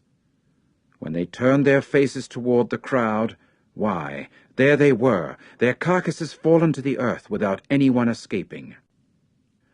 So Jehoshaphat and his people came to plunder the spoil on them, and they got to find among them in abundance both goods and clothing and desirable articles, and they went stripping them off for themselves until they could carry no more. And it came to be 3 days that they were plundering the spoil, for it was abundant. And on the 4th day they congregated together at the low plain of Berakah, for there they blessed Jehovah. That is why they called the name of that place Low Plain of Berakah until today. Then all the men of Judah and Jerusalem returned, with Jehoshaphat at their head, to return to Jerusalem with rejoicing, for Jehovah had made them rejoice over their enemies. So they came to Jerusalem with stringed instruments and with harps and with trumpets to the house of Jehovah. And the dread of God came to be upon all the kingdoms of the lands when they heard that Jehovah had fought against the enemies of Israel. Thus the royal realm of Jehoshaphat had no disturbance, and his God continued to give him rest all around.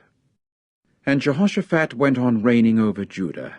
35 years old he was when he began to reign, and for 25 years he reigned in Jerusalem. And his mother's name was Azubah, the daughter of Shilhi. And he kept walking in the way of his father Asa, and he did not turn aside from it by doing what was right in Jehovah's eyes. Only the high places themselves did not disappear. And the people themselves had not yet prepared their heart for the God of their forefathers. As for the rest of the affairs of Jehoshaphat, the first and the last, there they are written among the words of Jehu, the son of Hanani, which were inserted in the book of the kings of Israel. And after this, Jehoshaphat, the king of Judah, had partnership with Ahaziah, the king of Israel, who acted wickedly. So he made him a partner with himself in making ships to go to Tarshish, and they made ships in Ezion-Geber. However, Eliezer, the son of Doravahu, of Marisha, spoke prophetically against Jehoshaphat, saying, "Inasmuch as you have had partnership with Ahaziah, Jehovah will certainly break down your works." Accordingly, the ships were wrecked, and they did not retain strength to go to Tarshish. Chapter 21. Finally, Jehoshaphat lay down with his forefathers, and was buried with his forefathers in the city of David. And Jehoram his son began to reign in place of him. And he had brothers, Jehoshaphat's sons, Azariah and Jehiel, and Zechariah and Azariah, and Michael and Shephatiah, all these being the sons of Jehoshaphat, the king of Israel. Consequently their father gave them many gifts in silver and in gold, and in choice things, along with fortified cities in Judah. But the kingdom he gave to Jehoram, for he was the firstborn. When Jehoram rose up over the kingdom of his father, he proceeded to make his position strong, and so he killed all his brothers with the sword, and also some of the princes of Israel. 32 years old was Jehoram when he began to reign, and for 8 years he reigned in Jerusalem. And he went on walking in the way of the kings of Israel, just as those of the house of Ahab had done. For Ahab's own daughter had become his wife, and he continued to do what was bad in Jehovah's eyes. And Jehovah did not want to bring the house of David to ruin, for the sake of the covenant that he had concluded with David, and just as he had said he would give him and his sons a lamp always. In his days Edom revolted from under the hand of Judah, and then made a king to reign over them. So Jehoram together with his chiefs passed over, and also all the chariots with him. And it came about that he rose up by night, and went striking down the Edomites that were surrounding him, and also the chiefs of the chariots. But Edom kept up its revolt from under the hand of Judah down to this day. It was then that Libnah began to revolt at the same time from under his hand, because he had left Jehovah the God of his forefathers. He himself also had made high places on the mountains of Judah, that he might cause the inhabitants of Jerusalem to have immoral intercourse, and that he might drive Judah away. Eventually there came a writing to him from Elijah the prophet, saying, "This is what Jehovah the God of David your forefather has said. Due to the fact that you have not walked in the ways of Jehoshaphat your father, or in the ways of Asa the king of Judah, but you walk in the way of the kings of Israel, and cause Judah and the inhabitants of Jerusalem to have immoral intercourse the same way that the house of Ahab caused the having of immoral intercourse, and even your own brothers, the household of your father, who were better than you have killed. Look, Jehovah is dealing a great blow to your people, and to your sons, and to your wives, and to all your goods. And you will be with many sicknesses, with a malady of your intestines, until your intestines have come out, because of the sickness day by day." Accordingly Jehovah aroused against Jehoram the spirit of the Philistines and the Arabs that were by the side of the Ethiopians. So they came up into Judah, and forced it open, and took captive all the goods that were to be found in the king's house, and also his sons and his wives. And there was not left to him a son but Jehoahaz, his youngest son. And after all this Jehovah plagued him in his intestines with a sickness, for which there was no healing. And it came about that in the days to come, even when the term of 2 full years had expired, his intestines came out during his sickness, and he gradually died in his bad maladies, and his people did not make a burning for him like the burning for his forefathers.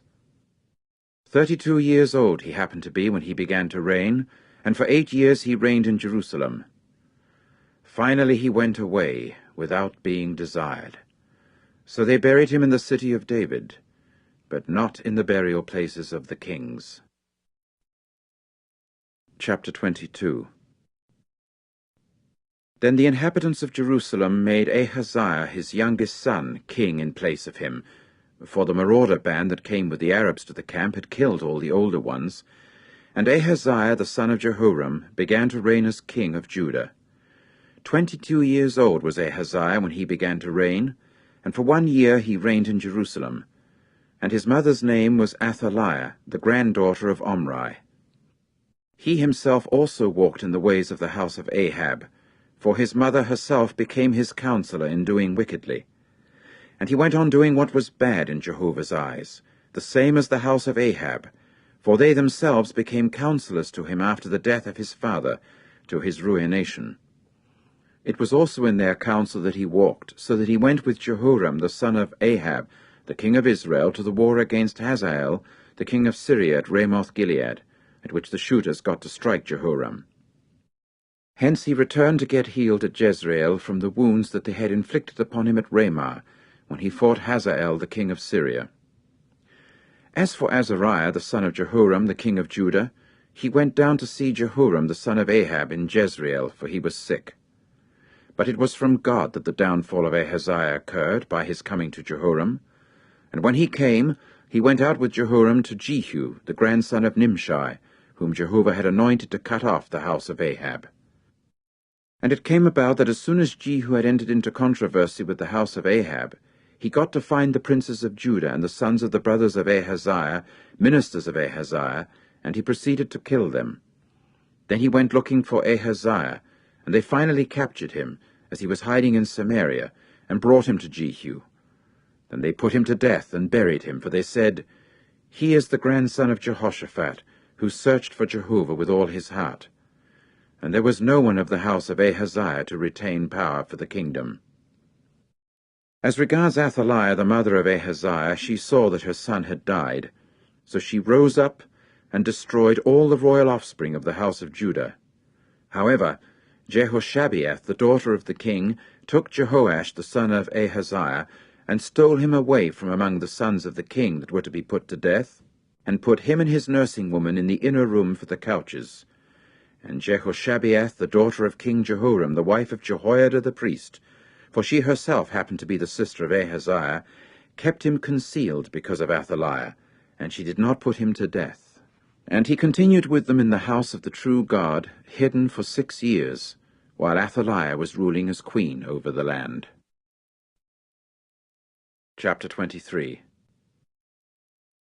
And in the 7th year Jehoiada showed himself courageous, and proceeded to take the chiefs of hundreds, namely Azariah the son of Jeroham, and Ishmael the son of Jehohanan, and Azariah the son of Obed, and Maaseiah the son of Adiah, and Elishaphat the son of Zichri with him into the covenant.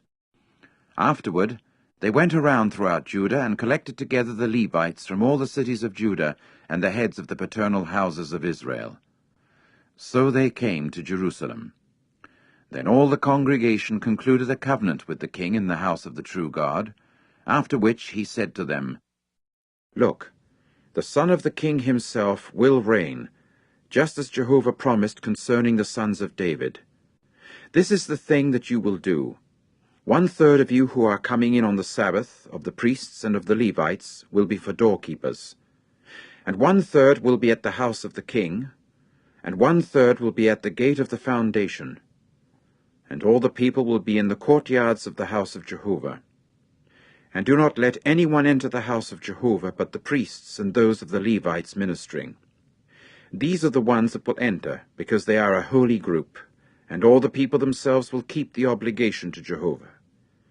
And the Levites must encircle the king all around, each one with his weapons in his hands.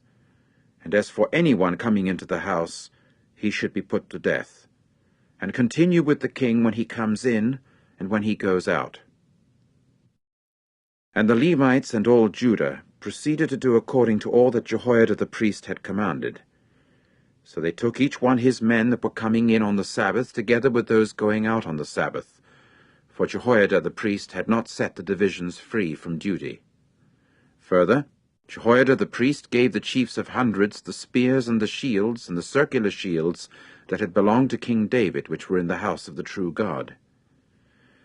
And he went on to station all the people, even each one with his missile in his hand, from the right side of the house clear to the left side of the house, by the altar and by the house, all around near the king. Then they brought the king's son out, and put upon him the diadem and the testimony, and made him king. And so Jehoiada and his sons anointed him, and said, "Let the king live." When Athaliah heard the sound of the people running and praising the king, she at once came to the people at the house of Jehovah. Then she saw, and there was the king standing by his pillar at the entry, and the princes and the trumpets by the king, and all the people of the land were rejoicing and blowing the trumpets, and the singers with the instruments of song, and those giving the signal for offering praise. Immediately Athaliah ripped her garments apart and said, "Conspiracy! Conspiracy!" But Jehoiada the priest brought out the chiefs of hundreds, the appointed ones of the military force, and said to them, "Take her out from inside the rows, and as for anyone coming after her, he should be put to death with the sword."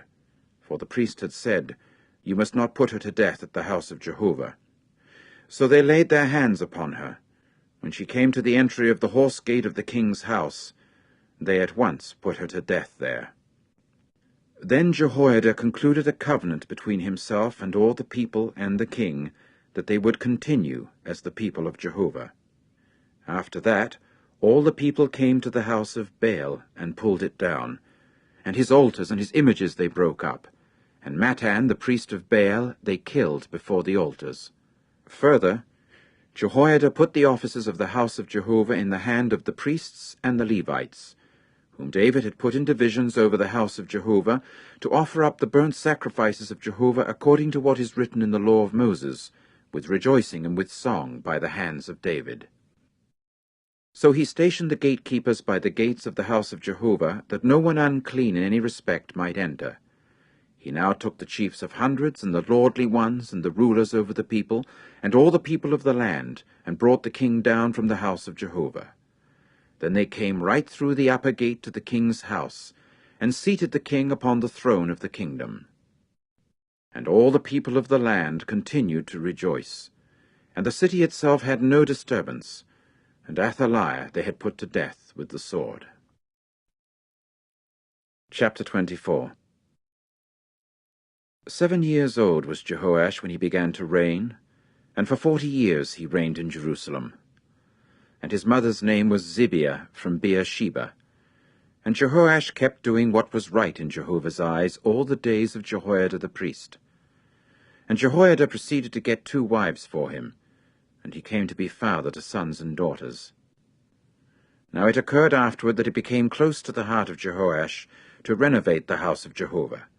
Accordingly, he collected the priests and the Levites together and said to them, "Go out to the cities of Judah and collect money from all Israel to repair the house of your God from year to year, and you for your part should act quickly in the matter." And the Levites did not act quickly. So the king called Jehoiada the head and said to him, "Why is it that you have not required an account of the Levites for bringing in from Judah and Jerusalem the sacred tax ordered by Moses the servant of Jehovah, even that of the congregation of Israel, for the tent of the testimony? For as regards Athaliah the wicked woman, her sons themselves had broken into the house of the true God, and even all the holy things of the house of Jehovah they had rendered up to the Baals." Then the king said the word, and so they made a chest, and put it outside at the gate of the house of Jehovah.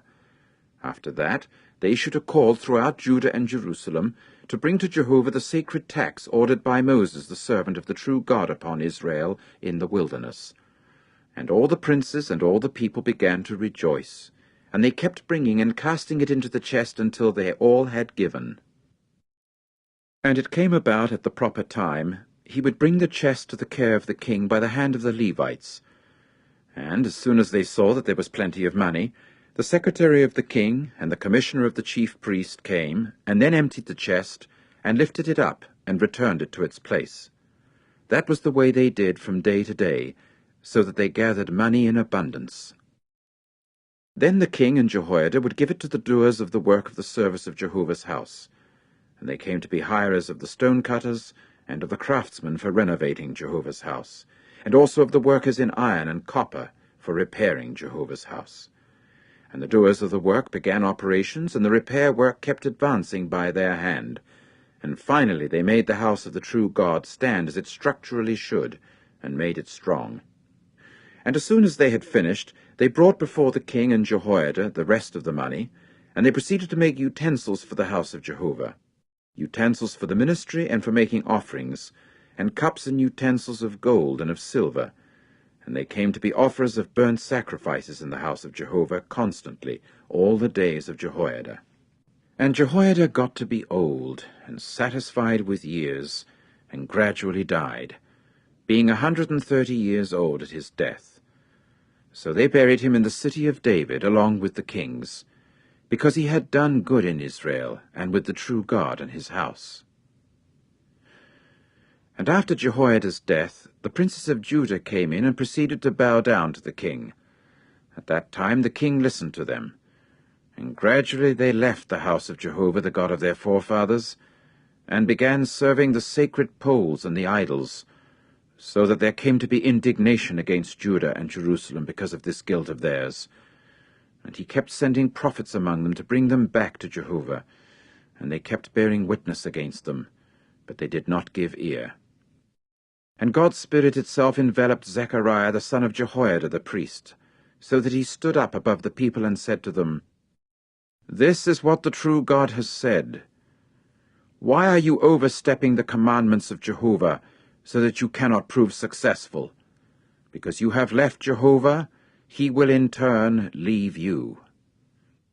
Finally they conspired against him and pelted him with stones at the king's commandment in the courtyard of Jehovah's house.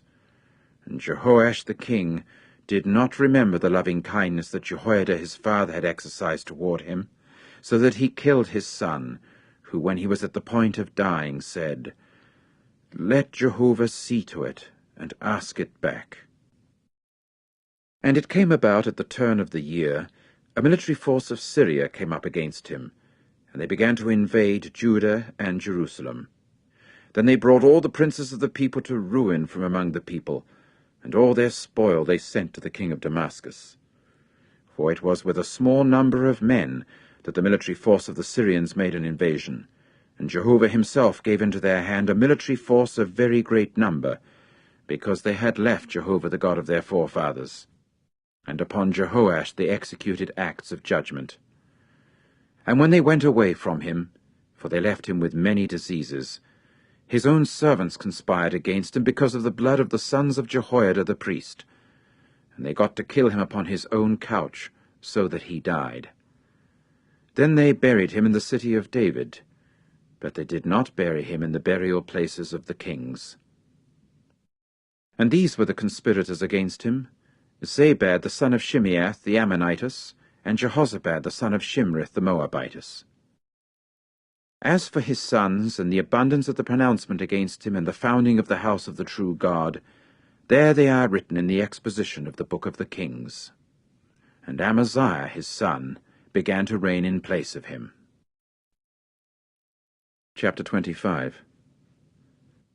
At the age of 25 years Amaziah became king, and for 29 years he reigned in Jerusalem. And his mother's name was Jehoaddan of Jerusalem. And he continued to do what was right in Jehovah's eyes, only not with a complete heart. And it came about that as soon as the kingdom had become strong upon him, he promptly killed his servants who had struck down the king his father.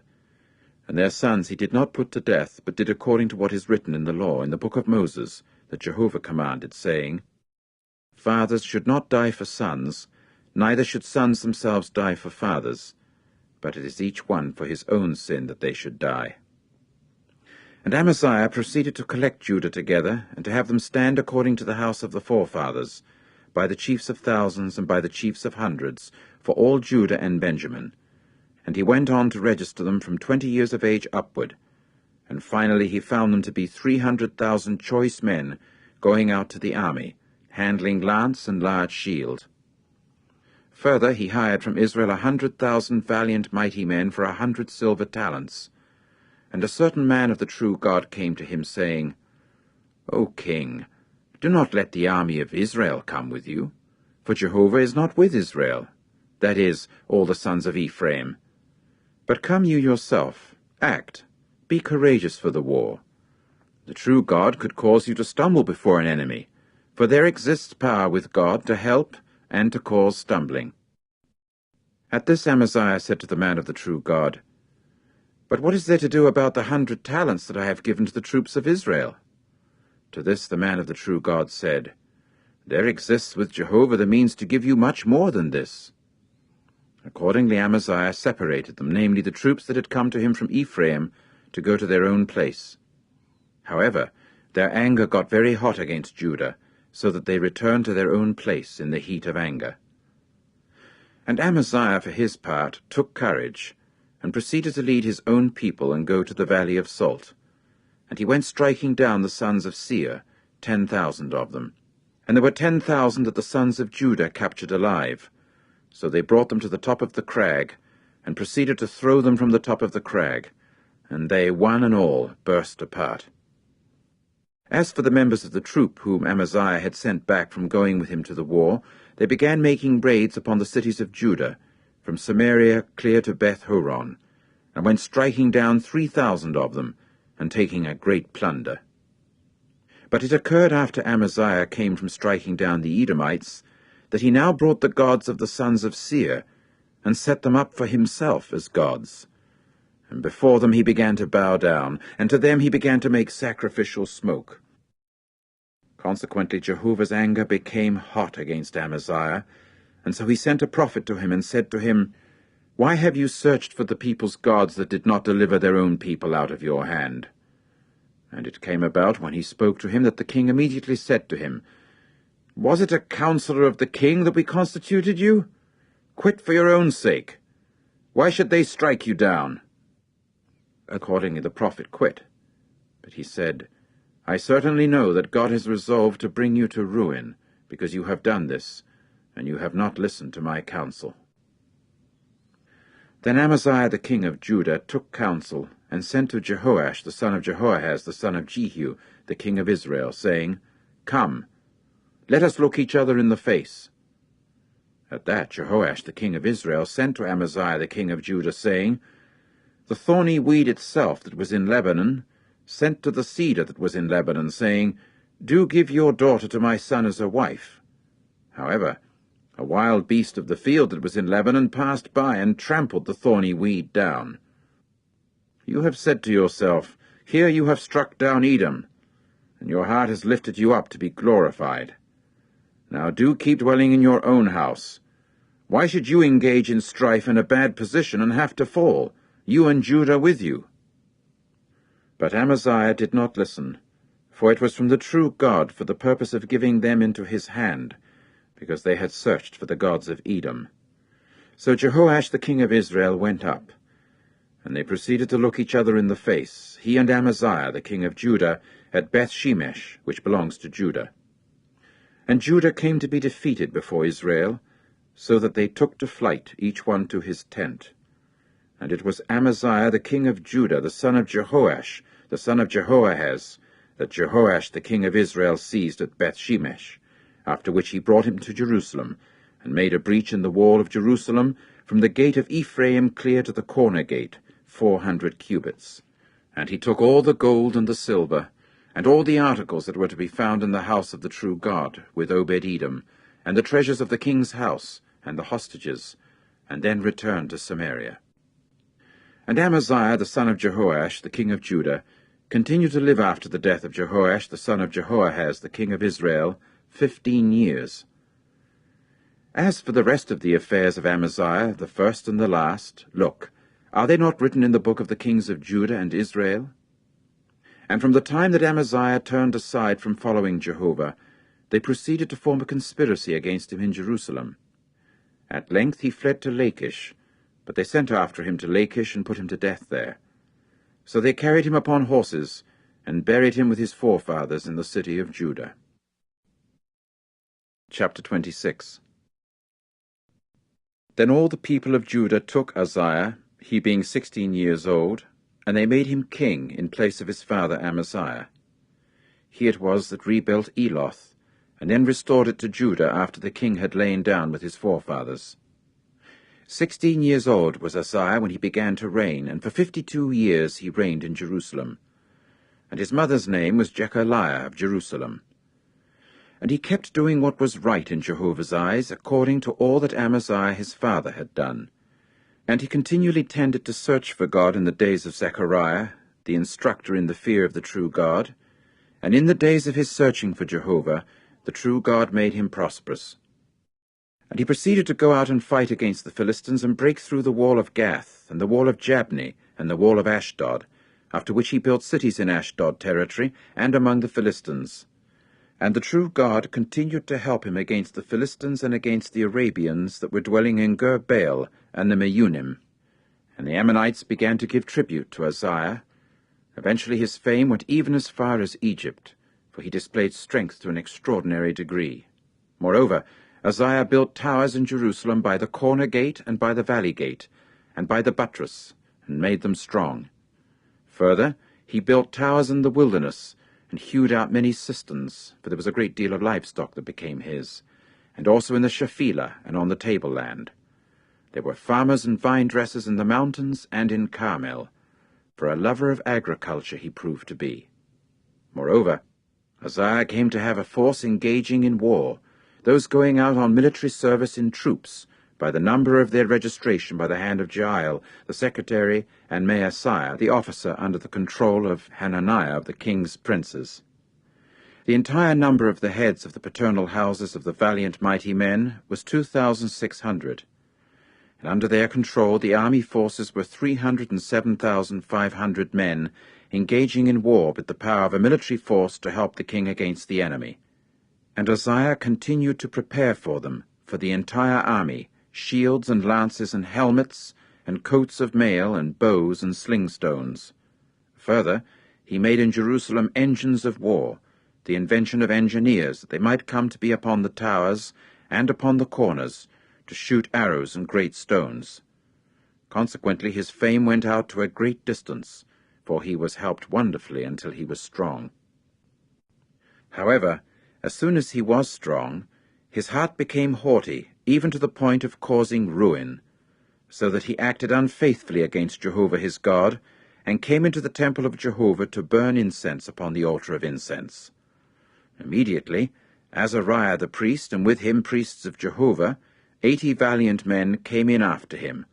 Then they stood up against Uzziah the king, and said to him, "It is not your business, O Uzziah, to burn incense to Jehovah, but it is the business of the priests, the sons of Aaron, the ones sanctified, to burn incense. Go out from the sanctuary, for you have acted unfaithfully, and it is not for any glory to you on the part of Jehovah God." But Uzziah became enraged, while in his hand there was a censer for burning incense. And during his rage against the priests, leprosy itself flashed up in his forehead, before the priests in the house of Jehovah, beside the altar of incense.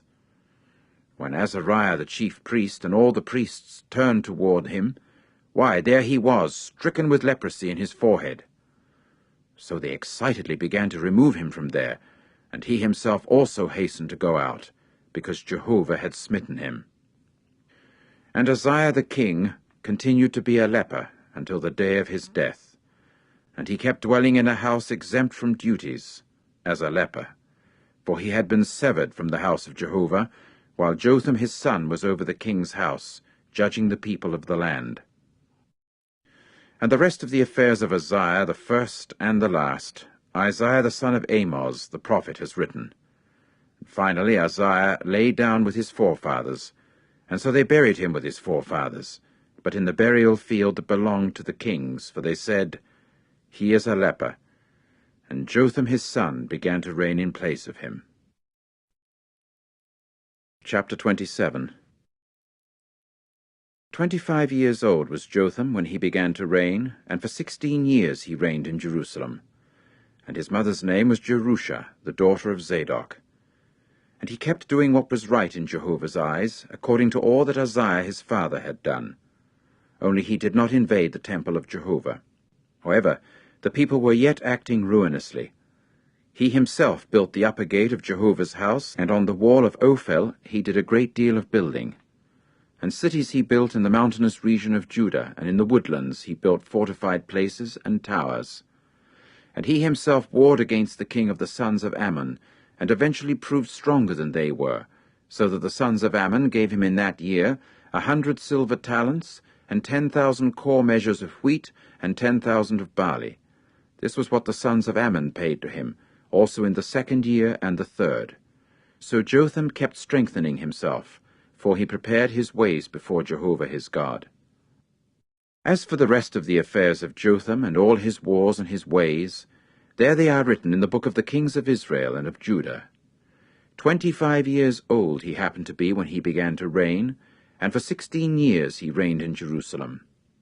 Finally, Jotham lay down with his forefathers, and they buried him in the city of David. and Ahaz his son began to reign in place of him. Chapter 28. 20 years old was Ahaz when he began to reign, and for 16 years he reigned in Jerusalem. And he did not do what was right in Jehovah's eyes, like David his forefather. But he walked in the ways of the kings of Israel, and even molten statues he made of the Baals. And he himself made sacrificial smoke in the valley of the son of Hinnom, and proceeded to burn up his sons in the fire, according to the detestable things of the nations that Jehovah had driven out from before the sons of Israel. And he regularly sacrificed and made sacrificial smoke on the high places, and upon the hills, and under every sort of luxuriant tree.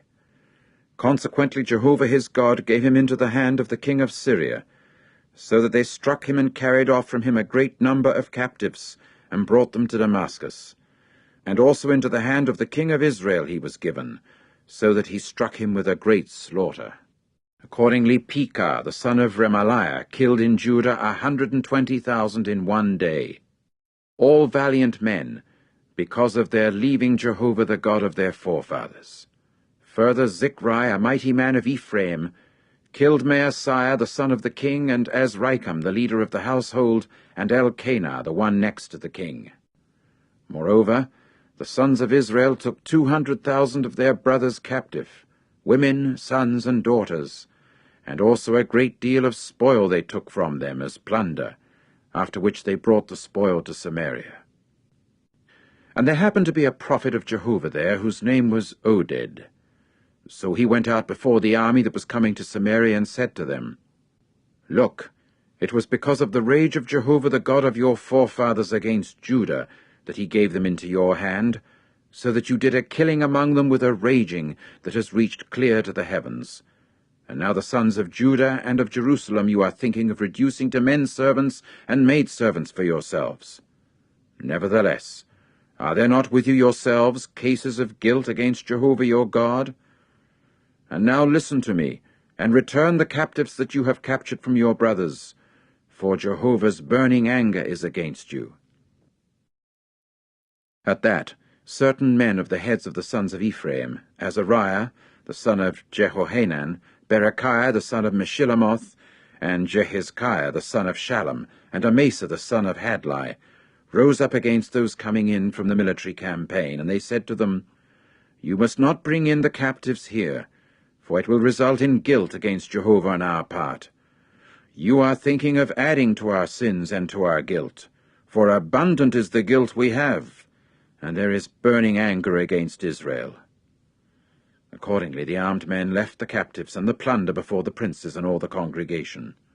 Then the men that were designated by their names rose up, and took hold of the captives, and all their naked ones they clothed from the spoil. So they clothed them, and furnished them with sandals, and fed them, and gave them drink, and greased them. Furthermore, in the case of anyone tottering, they gave them transportation on the asses, and brought them to Jericho, the city of palm trees, beside their brothers. After that they returned to Samaria.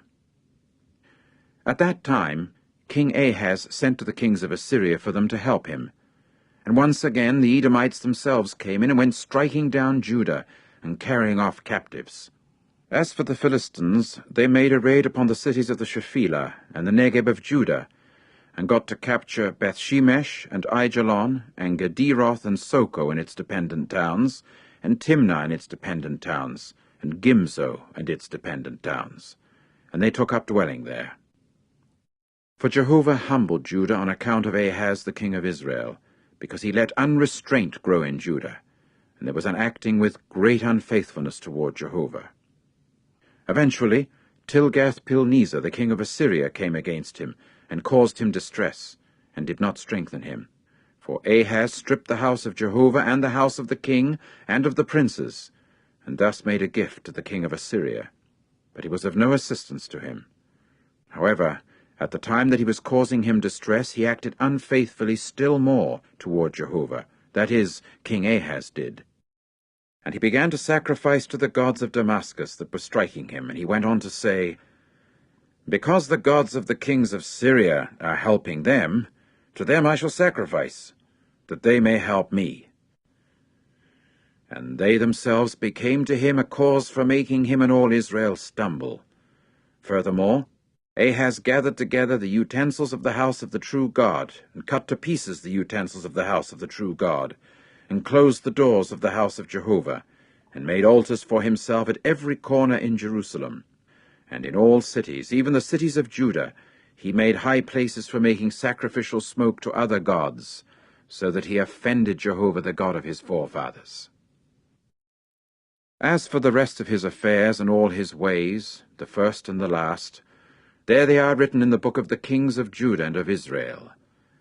Finally, Ahaz lay down with his forefathers, and they buried him in the city, in Jerusalem, for they did not bring him into the burial places of the kings of Israel. And Hezekiah his son began to reign in place of him. Chapter 29. Hezekiah himself became king at the age of 25 years, and for 29 years he reigned in Jerusalem. And his mother's name was Abijah, the daughter of Zechariah. And he kept doing what was right in Jehovah's eyes, according to all that David his forefather had done. He himself, in the first year of his reigning, in the first month, opened the doors of the house of Jehovah, and began to repair them. Then he brought the priests and the Levites, and gathered them to the open place to the east. And he proceeded to say to them, Listen to me, you Levites. Now sanctify yourselves, and sanctify the house of Jehovah the God of your forefathers, and bring the impure thing out from the holy place. For our fathers have acted unfaithfully, and have done what was bad in the eyes of Jehovah our God, so that they left him, and turned around their face away from the tabernacle of Jehovah, and offered the back of the neck. They also closed the doors of the porch, and kept the lamps extinguished, and incense they did not burn, and burnt sacrifice they did not offer up in the holy place to the God of Israel. And Jehovah's indignation came to be against Judah and Jerusalem, so that he constituted them an object at which to quake, an object of astonishment, and a cause for whistling, just as you are seeing with your own eyes. And here our forefathers fell by the sword, and our sons and our daughters and our wives were in captivity for this. Now it is close to my heart to conclude a covenant with Jehovah the God of Israel, that his burning anger may turn back from us. Now, my sons, do not give yourselves up to rest, for you are the ones whom Jehovah has chosen to stand before him, to minister to him, and to continue as his ministers and makers of sacrificial smoke. At that the Levites rose up, Mahath the son of Amasai, and Joel the son of Azariah, of the sons of the Kohathites, and from the sons of Merari, Kish, the son of Abdi, and Azariah the son of Jehalalel, and from the Gershonites, Joah the son of Zimmah, and Eden the son of Joah, and from the sons of Elizaphan, Shimri, and Jeuel, and from the sons of Asaph, Zechariah, and Mattaniah, and from the sons of Heman, Jehiel, and Shimei, and from the sons of Jeduthun, Shemaiah, and Uzziel. Then they gathered their brothers together, and sanctified themselves, and came according to the king's commandment in the words of Jehovah, to cleanse the house of Jehovah. The priests now came inside the house of Jehovah to do the cleansing, and brought out all the uncleanness that they found in the temple of Jehovah to the courtyard of the house of Jehovah. In turn, the Levites received it to take it out to the torrent valley of Kidron outside. Thus they got started on the first day of the first month at sanctifying, and on the 8th day of the month they came to the porch of Jehovah, so that they sanctified the house of Jehovah in 8 days, and on the 16th day of the first month they finished. After that they came inside to Hezekiah the king and said, We have cleansed the whole house of Jehovah, the altar of burnt offering and all its utensils, and the table of the layer bread and all its utensils. And all the utensils that King Ahaz removed from employment during his reign, in his unfaithfulness, we have prepared, and have sanctified them, and there they are before the altar of Jehovah. And Hezekiah the king proceeded to get up early, and gather the princes of the city together, and go up to the house of Jehovah. And they came bringing 7 bulls and 7 rams and 7 male lambs, and 7 male goats as a sin offering for the kingdom, and for the sanctuary, and for Judah. So he said to the sons of Aaron the priests to offer them up upon the altar of Jehovah. Accordingly they slaughtered the cattle, and the priests received the blood and sprinkled it upon the altar. After which they slaughtered the rams, and sprinkled the blood upon the altar. And they slaughtered the male lambs, and sprinkled the blood upon the altar.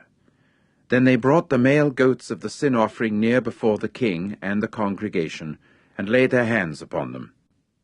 The priests now slaughtered them, and made a sin offering with their blood upon the altar, to make atonement for all Israel, because it was for all Israel that the king said the burnt offering and the sin offering should be. Meantime, he had the Levites stationed at the house of Jehovah with cymbals, with stringed instruments, and with harps, by the commandment of David and of Gad the king's visionary, and of Nathan the prophet, for it was by the hand of Jehovah that the commandment was by means of his prophets. So the Levites kept standing with the instruments of David, and also the priests with the trumpets. Then Hezekiah said to offer up the burnt sacrifice on the altar. And at the time that the burnt offering started, the song of Jehovah started, and also the trumpets, even under the direction of the instruments of David the king of Israel. And all the congregation were bowing down while the song was resounding, and the trumpets were blaring, all this until the burnt offering was finished. And as soon as they finished offering it up, the king and all those found with him bowed low and prostrated themselves. Hezekiah the king and the princes now said to the Levites to praise Jehovah in the words of David and of Asaph the visionary.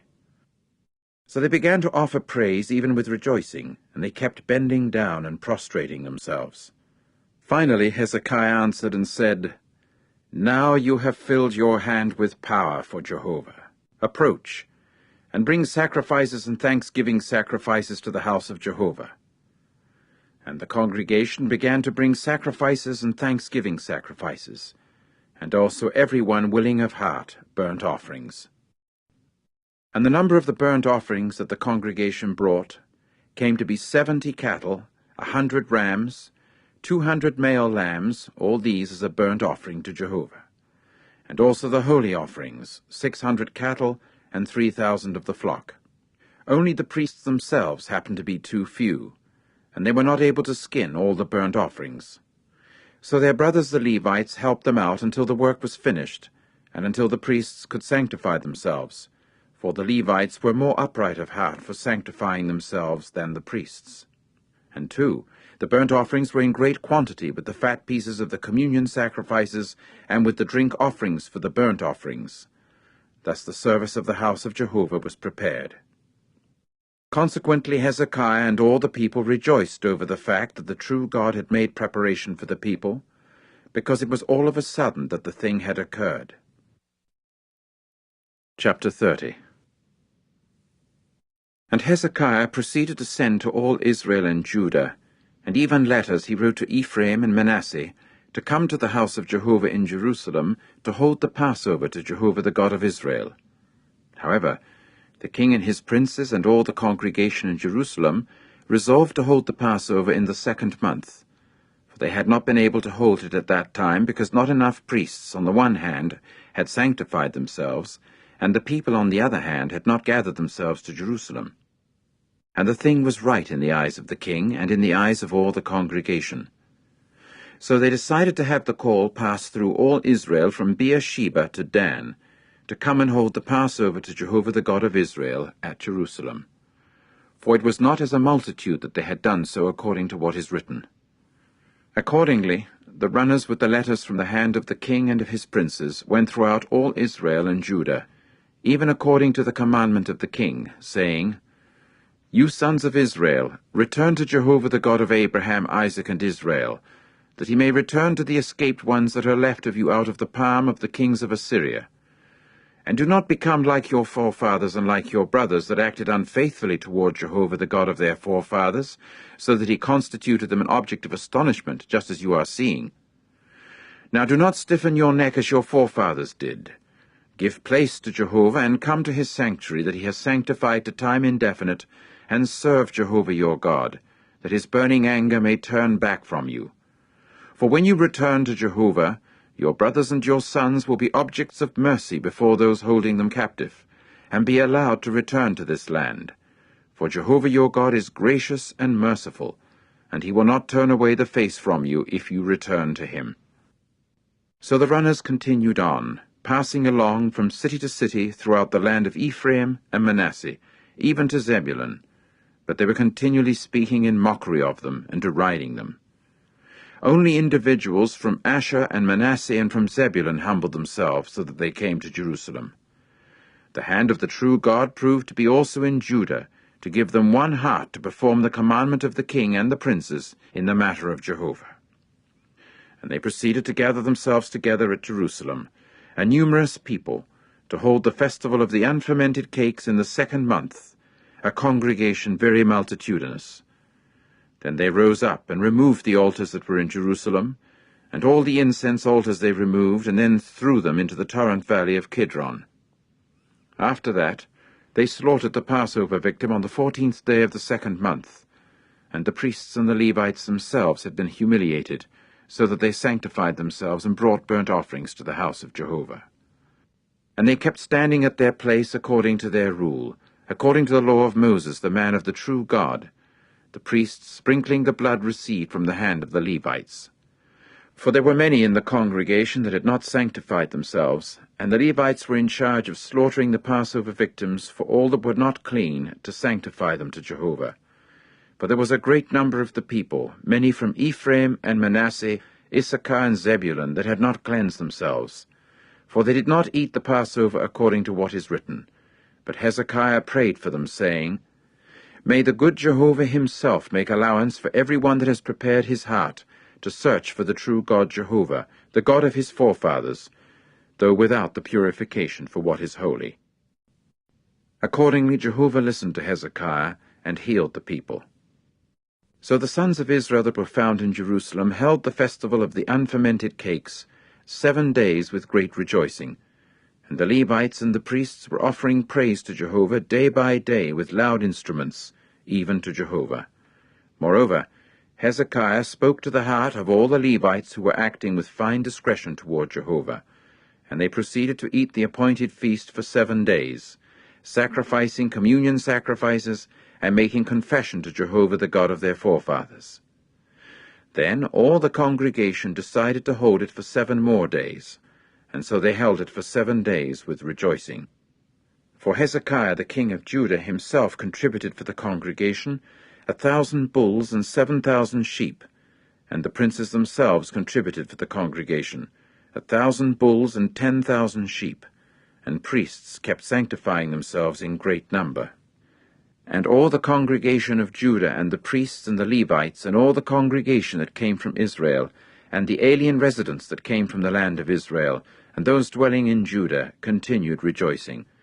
And there came to be great rejoicing in Jerusalem, for from the days of Solomon, the son of David the king of Israel, there was none like this in Jerusalem. Finally, the priests, the Levites, stood up and blessed the people, and a hearing was granted to their voice, so that their prayer came to his holy dwelling, the heavens. Chapter 31. And as soon as they finished all this, all the Israelites that were found there went out to the cities of Judah, and they proceeded to break up the sacred pillars, and cut down the sacred poles, and pull down the high places and the altars out of all Judah and Benjamin, and in Ephraim and Manasseh, until they had finished. After which all the sons of Israel returned to their cities, each one to his own possession. Then Hezekiah set the divisions of the priests and of the Levites in their divisions, each one in accordance with its service for the priests and for the Levites, as regards the burnt offering and the communion sacrifices, to minister and to give thanks and praise in the gates of the camps of Jehovah. And there was a portion of the king from his own goods for the burnt offerings of the morning and the evening, and also the burnt offerings for the Sabbaths, and for the new moons, and for the festival seasons, according to what is written in the law of Jehovah. Furthermore, he said to the people, the inhabitants of Jerusalem, to give the portion of the priests and of the Levites, in order that they might adhere strictly to the law of Jehovah. And as soon as the word broke forth, the sons of Israel increased the firstfruits of the grain, new wine, and oil and honey, and all the produce of the field, and the 10th of everything they brought in abundantly. And the sons of Israel and of Judah that were dwelling in the cities of Judah, even they themselves brought in the 10th of cattle and sheep, and the 10th of the holy things, the things sanctified to Jehovah their God. They brought in and so gave heaps upon heaps.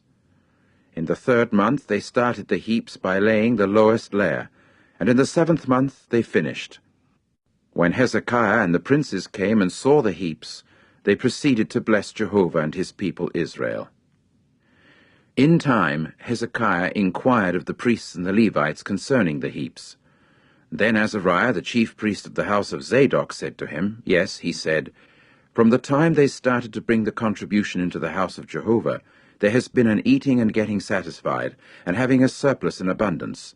For Jehovah himself has blessed his people, and what has been left over is this great plenty. At this Hezekiah said to prepare dining rooms in the house of Jehovah. Accordingly, they prepared them. And they kept bringing in the contribution and the 10th and the holy things in faithfulness. And Conaniah the Levite was in charge of them as leader, and Shimei his brother was second. And Jehiel, and Azaziah, and Nahath, and Asahel, and Jerimoth, and Jozabad, and Eliel, and Ismachiah, and Mahath, and Benaiah were commissioners at the side of Conaniah, and Shimei his brother, by the order of Hezekiah the king. And Azariah was the leading one of the house of the true God. And Korah the son of Imnah the Levite was the gatekeeper to the east, in charge of the voluntary offerings of the true God, to give Jehovah's contribution and the most holy things. And under his control there were Eden and Miniamin, and Jeshua and Shemaiah, Amariah and Shechaniah, in the cities of the priests, in office of trust, to give to their brothers in the divisions equally, to great and small. Apart from their genealogical enrollment of the males from 3 years of age upward, of all those coming to the house of Jehovah as a daily matter of course, for their service by their obligations according to their divisions.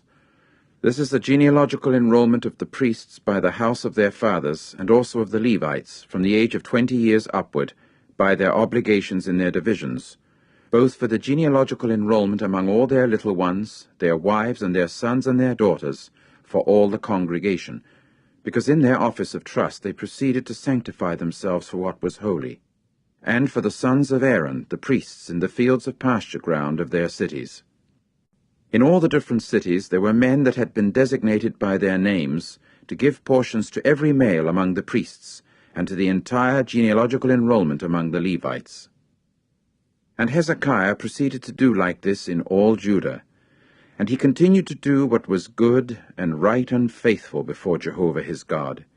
And in every work that he started in the service of the house of the true God, and in the law and in the commandment to search for his God, it was with all his heart that he acted, and he proved successful. Chapter 32. After these things, and this faithful course, Sennacherib the king of Assyria came, and proceeded to invade Judah and camp against the fortified cities, and kept thinking of making them his by a breakthrough. When Hezekiah saw that Sennacherib had come with his face set for war against Jerusalem, then he decided with his princes and his mighty men to stop up the waters of the springs that were outside the city, and so they helped him. Accordingly, many people were collected together, and they went stopping up all the fountains and the torrent that floods through the middle of the land, saying, Why should the kings of Assyria come and actually find a great deal of water? Furthermore, he took courage, and built up all the broken-down wall and raised towers upon it, and on the outside another wall, and repaired the mound of the city of David, and made missiles in abundance and shields. And he proceeded to put military chiefs over the people, and collect them to him at the public square of the gate of the city, and speak to the heart of them, saying, Be courageous and strong. Do not be afraid, nor be terrified because of the king of Assyria, and on account of all the crowd that is with him. For with us there are more than there are with him. With him there is an arm of flesh, but with us there is Jehovah our God to help us, and to fight our battles. And the people began to brace themselves upon the words of Hezekiah the king of Judah. It was after this that Sennacherib the king of Assyria sent his servants to Jerusalem, while he was at Lachish and all his imperial might with him, to Hezekiah the king of Judah, and to all the Judeans that were in Jerusalem, saying, This is what Sennacherib the king of Assyria has said.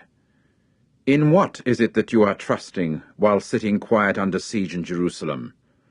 Is not Hezekiah luring you so as to give you over to die by famine and by thirst, saying, Jehovah our God himself will deliver us out of the palm of the king of Assyria? Is it not Hezekiah himself that removed his high places and his altars, and then said to Judah and to Jerusalem, Before one altar you should bow, and upon it you should make sacrificial smoke?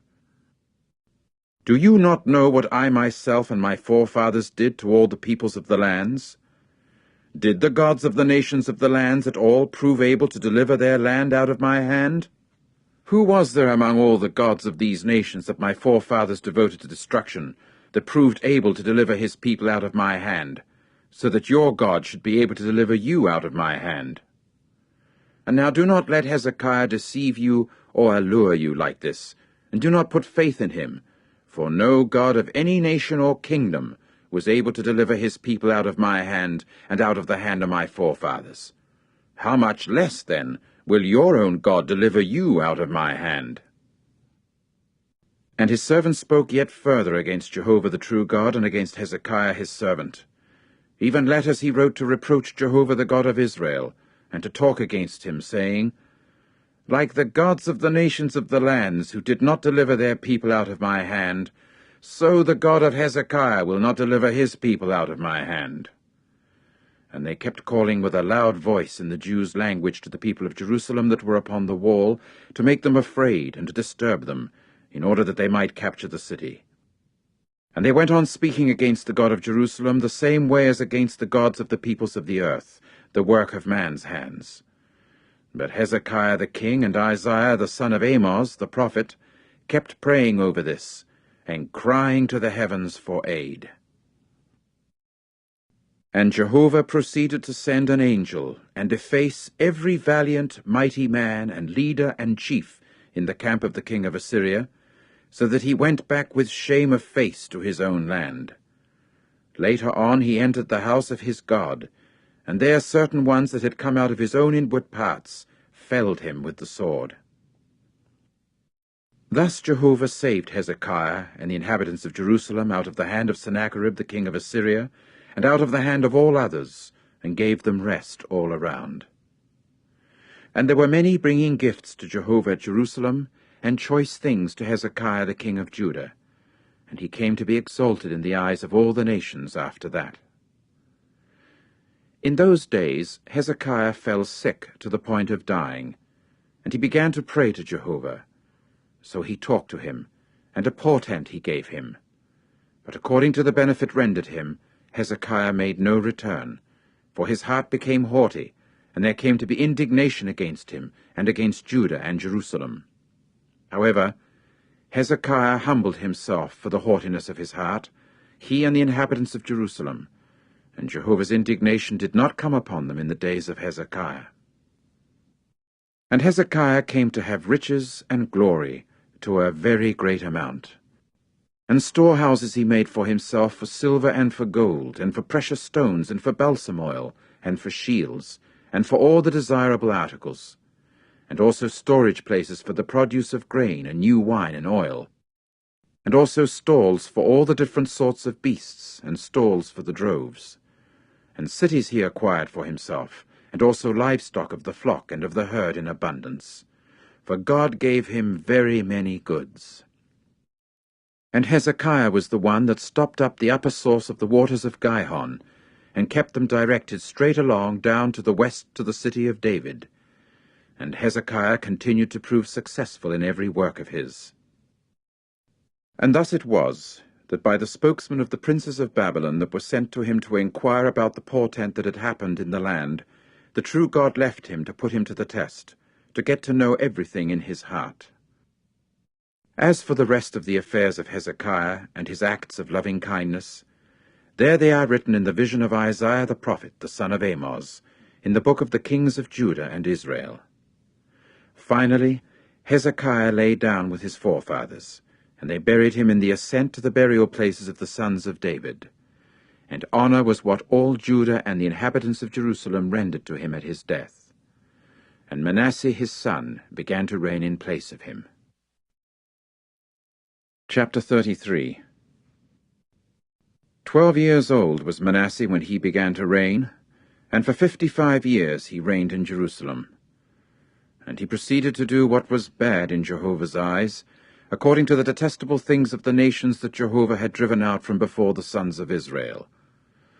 So he built again the high places that Hezekiah his father had pulled down, and set up altars to the Baals, and made sacred poles. And he began to bow down to all the army of the heavens and serve them. And he built altars in the house of Jehovah, respecting which Jehovah had said, In Jerusalem my name will prove to be to time indefinite. And he went on to build altars to all the army of the heavens in 2 courtyards of the house of Jehovah. And he himself made his own sons pass through the fire in the valley of the son of Hinnom, and practiced magic, and used divination, and practiced sorcery, and made spiritistic mediums, and professional foretellers of events. He did on a grand scale what was bad in the eyes of Jehovah, to offend him. Furthermore, he put the carved image that he had made in the house of the true God, respecting which God had said to David and to Solomon his son, In this house and in Jerusalem which I have chosen out of all the tribes of Israel, I shall put my name to time indefinite, and I shall not remove the foot of Israel again from off the ground that I assigned to their forefathers, provided only that they take care to do all that I have commanded them, concerning all the law and the regulations and the judicial decisions by the hand of Moses. And Manasseh kept seducing Judah and the inhabitants of Jerusalem to do worse than the nations that Jehovah had annihilated from before the sons of Israel. And Jehovah kept speaking to Manasseh and his people, but they paid no attention. Finally, Jehovah brought against them the chiefs of the army that belonged to the king of Assyria, and so they captured Manasseh in the hollows, and bound him with 2 fetters of copper, and took him to Babylon. And as soon as it caused him distress, he softened the face of Jehovah his God, and kept humbling himself greatly because of the God of his forefathers. And he kept praying to him, so that he let himself be entreated by him, and he heard his request for favor, and restored him to Jerusalem to his kingship. And Manasseh came to know that Jehovah is the true God. And after this he built an outer wall for the city of David to the west of Gihon, in the torrent valley, and as far as the fish gate, and he ran it around to Ophel, and proceeded to make it very high. Further, he put chiefs of the military force in all the fortified cities in Judah, and he proceeded to remove the foreign gods and the idol image from the house of Jehovah, and all the altars that he had built in the mountain of the house of Jehovah, and in Jerusalem, and then had them thrown outside the city. Moreover, he prepared the altar of Jehovah, and began to sacrifice upon it communion sacrifices and thanksgiving sacrifices, and went on to say to Judah to serve Jehovah the God of Israel. Nevertheless, the people were still sacrificing upon the high places, only it was to Jehovah their God.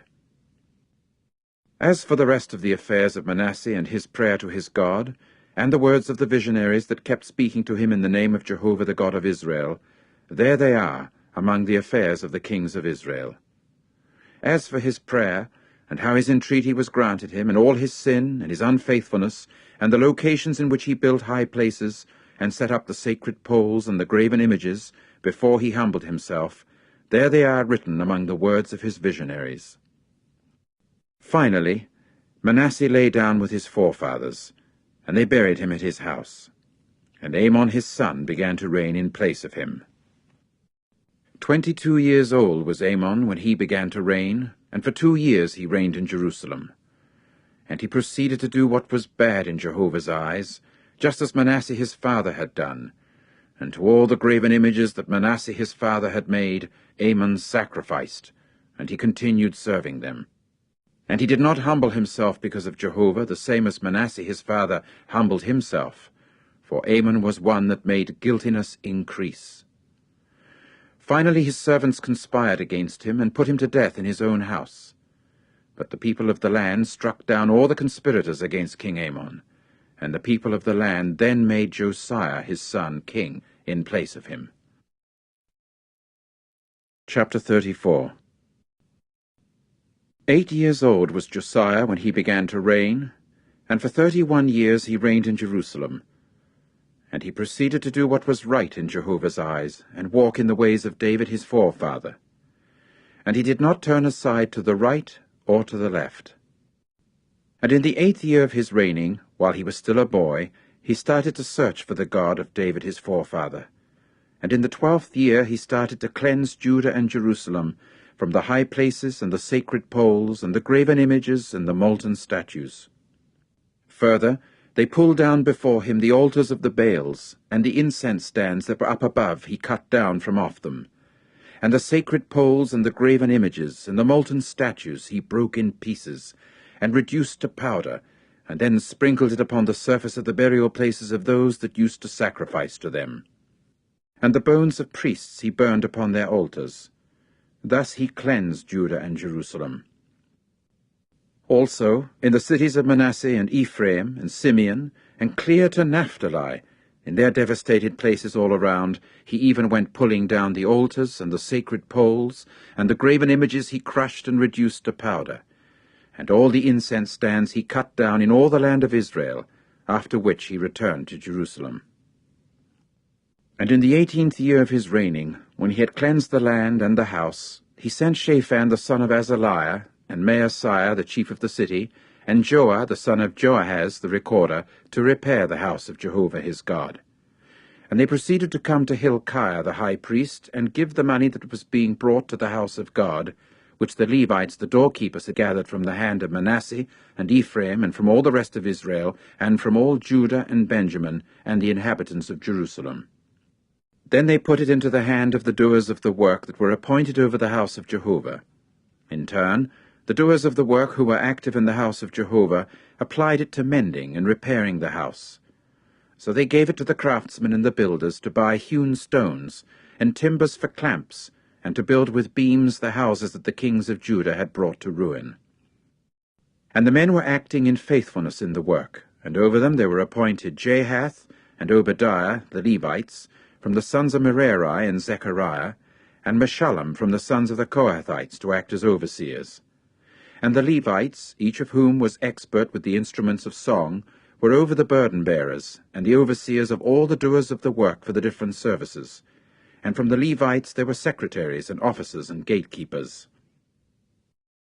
Now while they were bringing out the money that was being brought to the house of Jehovah, Hilkiah the priest found the book of Jehovah's law by the hand of Moses.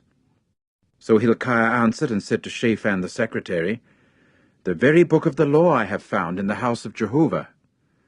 With that Hilkiah gave the book to Shaphan. Then Shaphan brought the book to the king, and replied further to the king, saying, "All that has been put in the hand of your servants they are doing, and they pour out the money that is found in the house of Jehovah, and put it in the hand of the appointed men, and into the hand of the doers of the work." And Shaphan the secretary went on to report to the king, saying, "There is a book that Hilkiah the priest gave me." And Shaphan began to read out of it before the king. And it came about that as soon as the king heard the words of the law, he immediately ripped his garments apart.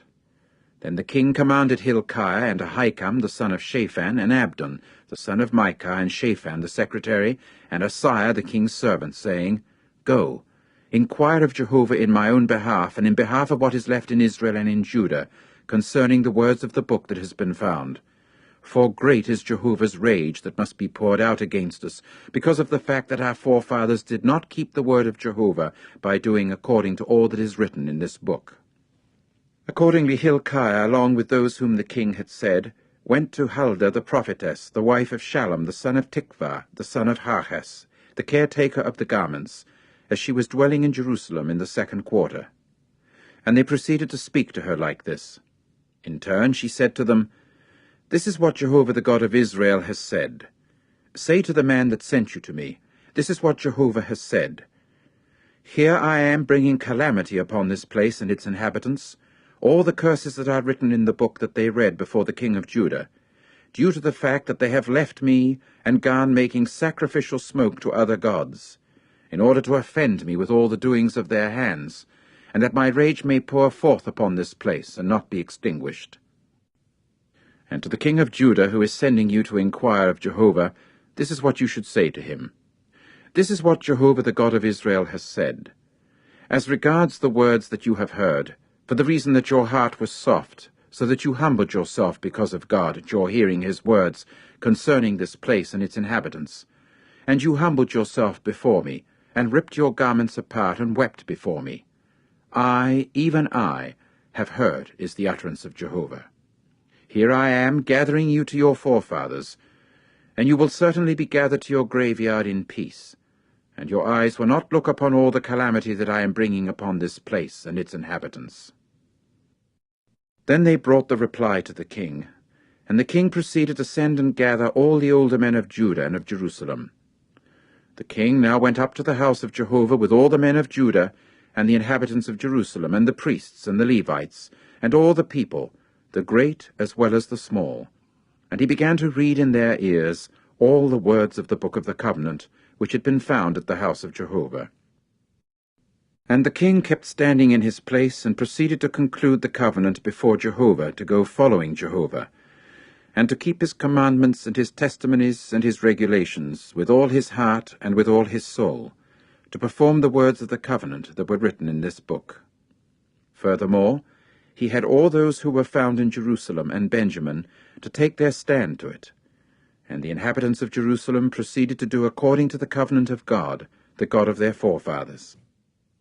After that, Josiah removed all the detestable things out of all the lands that belonged to the sons of Israel, and he had all who were found in Israel take up service, to serve Jehovah their God. All his days they did not turn aside from following Jehovah, the God of their forefathers.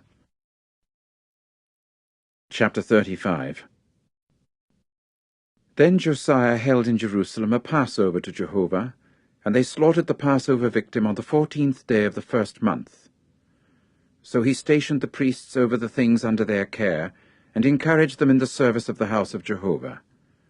And he went on to say to the Levites, the instructors of all Israel, those holy to Jehovah, "Put the holy ark in the house that Solomon the son of David the king of Israel built. It is not yours as a burden upon the shoulder.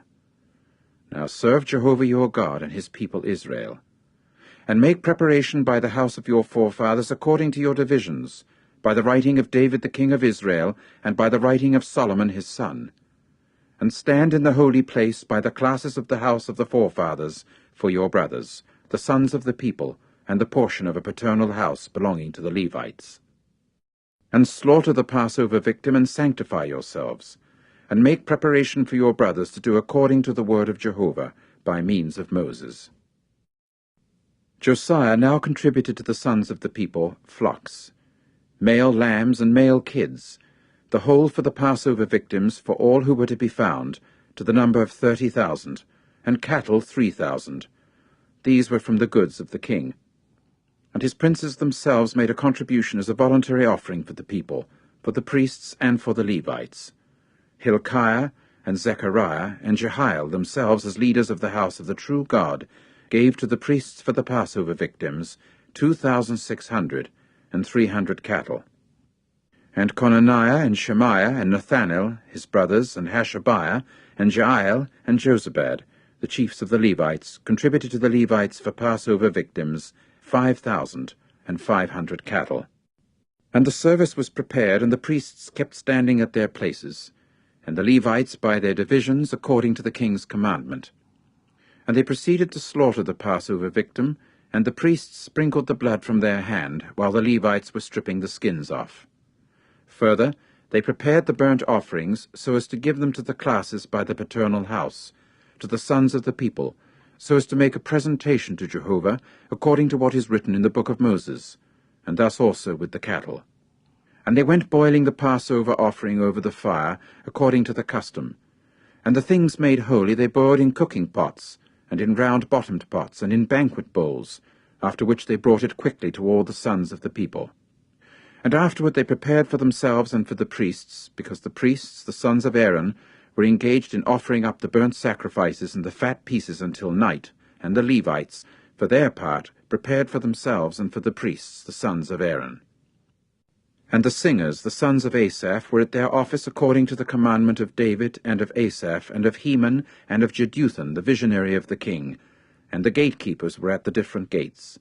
There was no need for them to turn aside from their service, because their brothers the Levites themselves prepared for them. And all the service of Jehovah was prepared on that day to hold the Passover and to offer up the burnt offerings upon the altar of Jehovah, according to the commandment of King Josiah. And the sons of Israel that were to be found proceeded to hold the Passover at that time, and also the festival of the unfermented cakes for 7 days. And there had never been held a Passover like it in Israel since the days of Samuel the prophet. Neither had any of the other kings of Israel themselves held a Passover like that, which Josiah, and the priests, and the Levites, and all Judah and Israel that were to be found, and the inhabitants of Jerusalem held. In the 18th year of Josiah's reign, this Passover was held. After all this, when Josiah had prepared the house, Necho the king of Egypt came up to fight at Carchemish by the Euphrates. Then Josiah went out to an encounter with him. At that he sent messengers to him, saying, "What do I have to do with you, O king of Judah? It is not against you that I am coming today, but it is against another house that my fight is, and that God himself said that I should cause disturbance. Refrain for your own sake because of God who is with me, and do not let him bring you to ruin." And Josiah did not turn his face away from him, but to fight against him he disguised himself, and did not listen to the words of Necho from the mouth of God. So he came to fight in the valley plain of Megiddo. And the shooters got to shoot at King Josiah, so that the king said to his servants, "Take me down, for I have been very severely wounded." Accordingly his servants took him down from the chariot, and had him ride in the second war chariot that was his, and brought him to Jerusalem.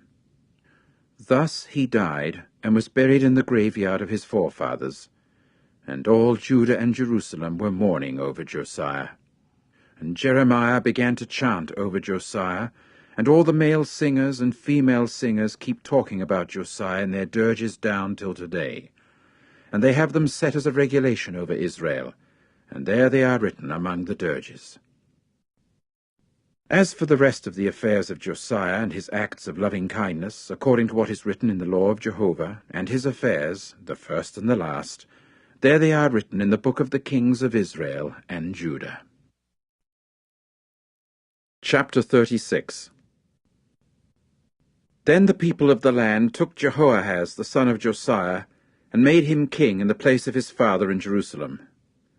23 years old was Jehoahaz when he began to reign, and for 3 months he reigned in Jerusalem. However, the king of Egypt removed him in Jerusalem, and fined the land 100 silver talents and a gold talent. Furthermore, the king of Egypt made Eliakim his brother king over Judah and Jerusalem, and changed his name to Jehoiakim. But his brother Jehoahaz Necho took and brought to Egypt. 25 years old was Jehoiakim when he began to reign, and for 11 years he reigned in Jerusalem, and he continued to do what was bad in the eyes of Jehovah his God. Against him Nebuchadnezzar the king of Babylon came up, that he might bind him with 2 fetters of copper to carry him off to Babylon. And some of the utensils of the house of Jehovah Nebuchadnezzar brought to Babylon, and then put them in his palace in Babylon. As for the rest of the affairs of Jehoiakim and his detestable things that he did, and what was to be found against him, there they are written in the book of the kings of Israel and Judah. And Jehoiakim his son began to reign in place of him. 18 years old was Jehoiakim when he began to reign, and for 3 months and 10 days he reigned in Jerusalem. And he continued to do what was bad in Jehovah's eyes. And at the return of the year, King Nebuchadnezzar sent and proceeded to bring him to Babylon with desirable articles of the house of Jehovah. Further, he made Zedekiah, his father's brother, king over Judah and Jerusalem. 21 years old was Zedekiah when he began to reign, and for 11 years he reigned in Jerusalem, and he continued to do what was bad in the eyes of Jehovah his God. He did not humble himself on account of Jeremiah the prophet at the order of Jehovah. And even against King Nebuchadnezzar he rebelled, who had made him swear by God, and he kept stiffening his neck and hardening his heart, so as not to return to Jehovah the God of Israel. Even all the chiefs of the priests and the people themselves committed unfaithfulness on a large scale, according to all the detestable things of the nations, so that they defiled the house of Jehovah which he had sanctified in Jerusalem. And Jehovah the God of their forefathers kept sending against them by means of his messengers, sending again and again, because he felt compassion for his people and for his dwelling. But they were continually making jest at the messengers of the true God, and despising his words, and mocking at his prophets, until the rage of Jehovah came up against his people, until there was no healing. So he brought up against them the king of the Chaldeans, who proceeded to kill their young men with the sword in the house of their sanctuary. Neither did he feel compassion for young man or virgin, old or decrepit. Everything he gave into his hand, and all the utensils great and small of the house of the true God, and the treasures of the house of Jehovah, and the treasures of the king and of his princes, everything he brought to Babylon. And he proceeded to burn the house of the true God, and pull down the wall of Jerusalem, and all its dwelling towers they burned with fire, and also all its desirable articles, so as to cause ruin. Furthermore, he carried off those remaining from the sword captive to Babylon, and they came to be servants to him and his sons until the royalty of Persia began to reign, to fulfill Jehovah's word by the mouth of Jeremiah, until the land had paid off its Sabbaths. All the days of lying desolated it kept Sabbath, to fulfill 70 years. And in the first year of Cyrus the king of Persia, that Jehovah's word by the mouth of Jeremiah might be accomplished, Jehovah roused the spirit of Cyrus the king of Persia, so that he caused a cry to pass through all his kingdom, and also in writing, saying, This is what Cyrus the king of Persia has said. All the kingdoms of the earth Jehovah the God of the heavens has given me, and he himself has commissioned me to build him a house in Jerusalem, which is in Judah. Whoever there is among you of all his people, Jehovah his God be with him. So let him go up.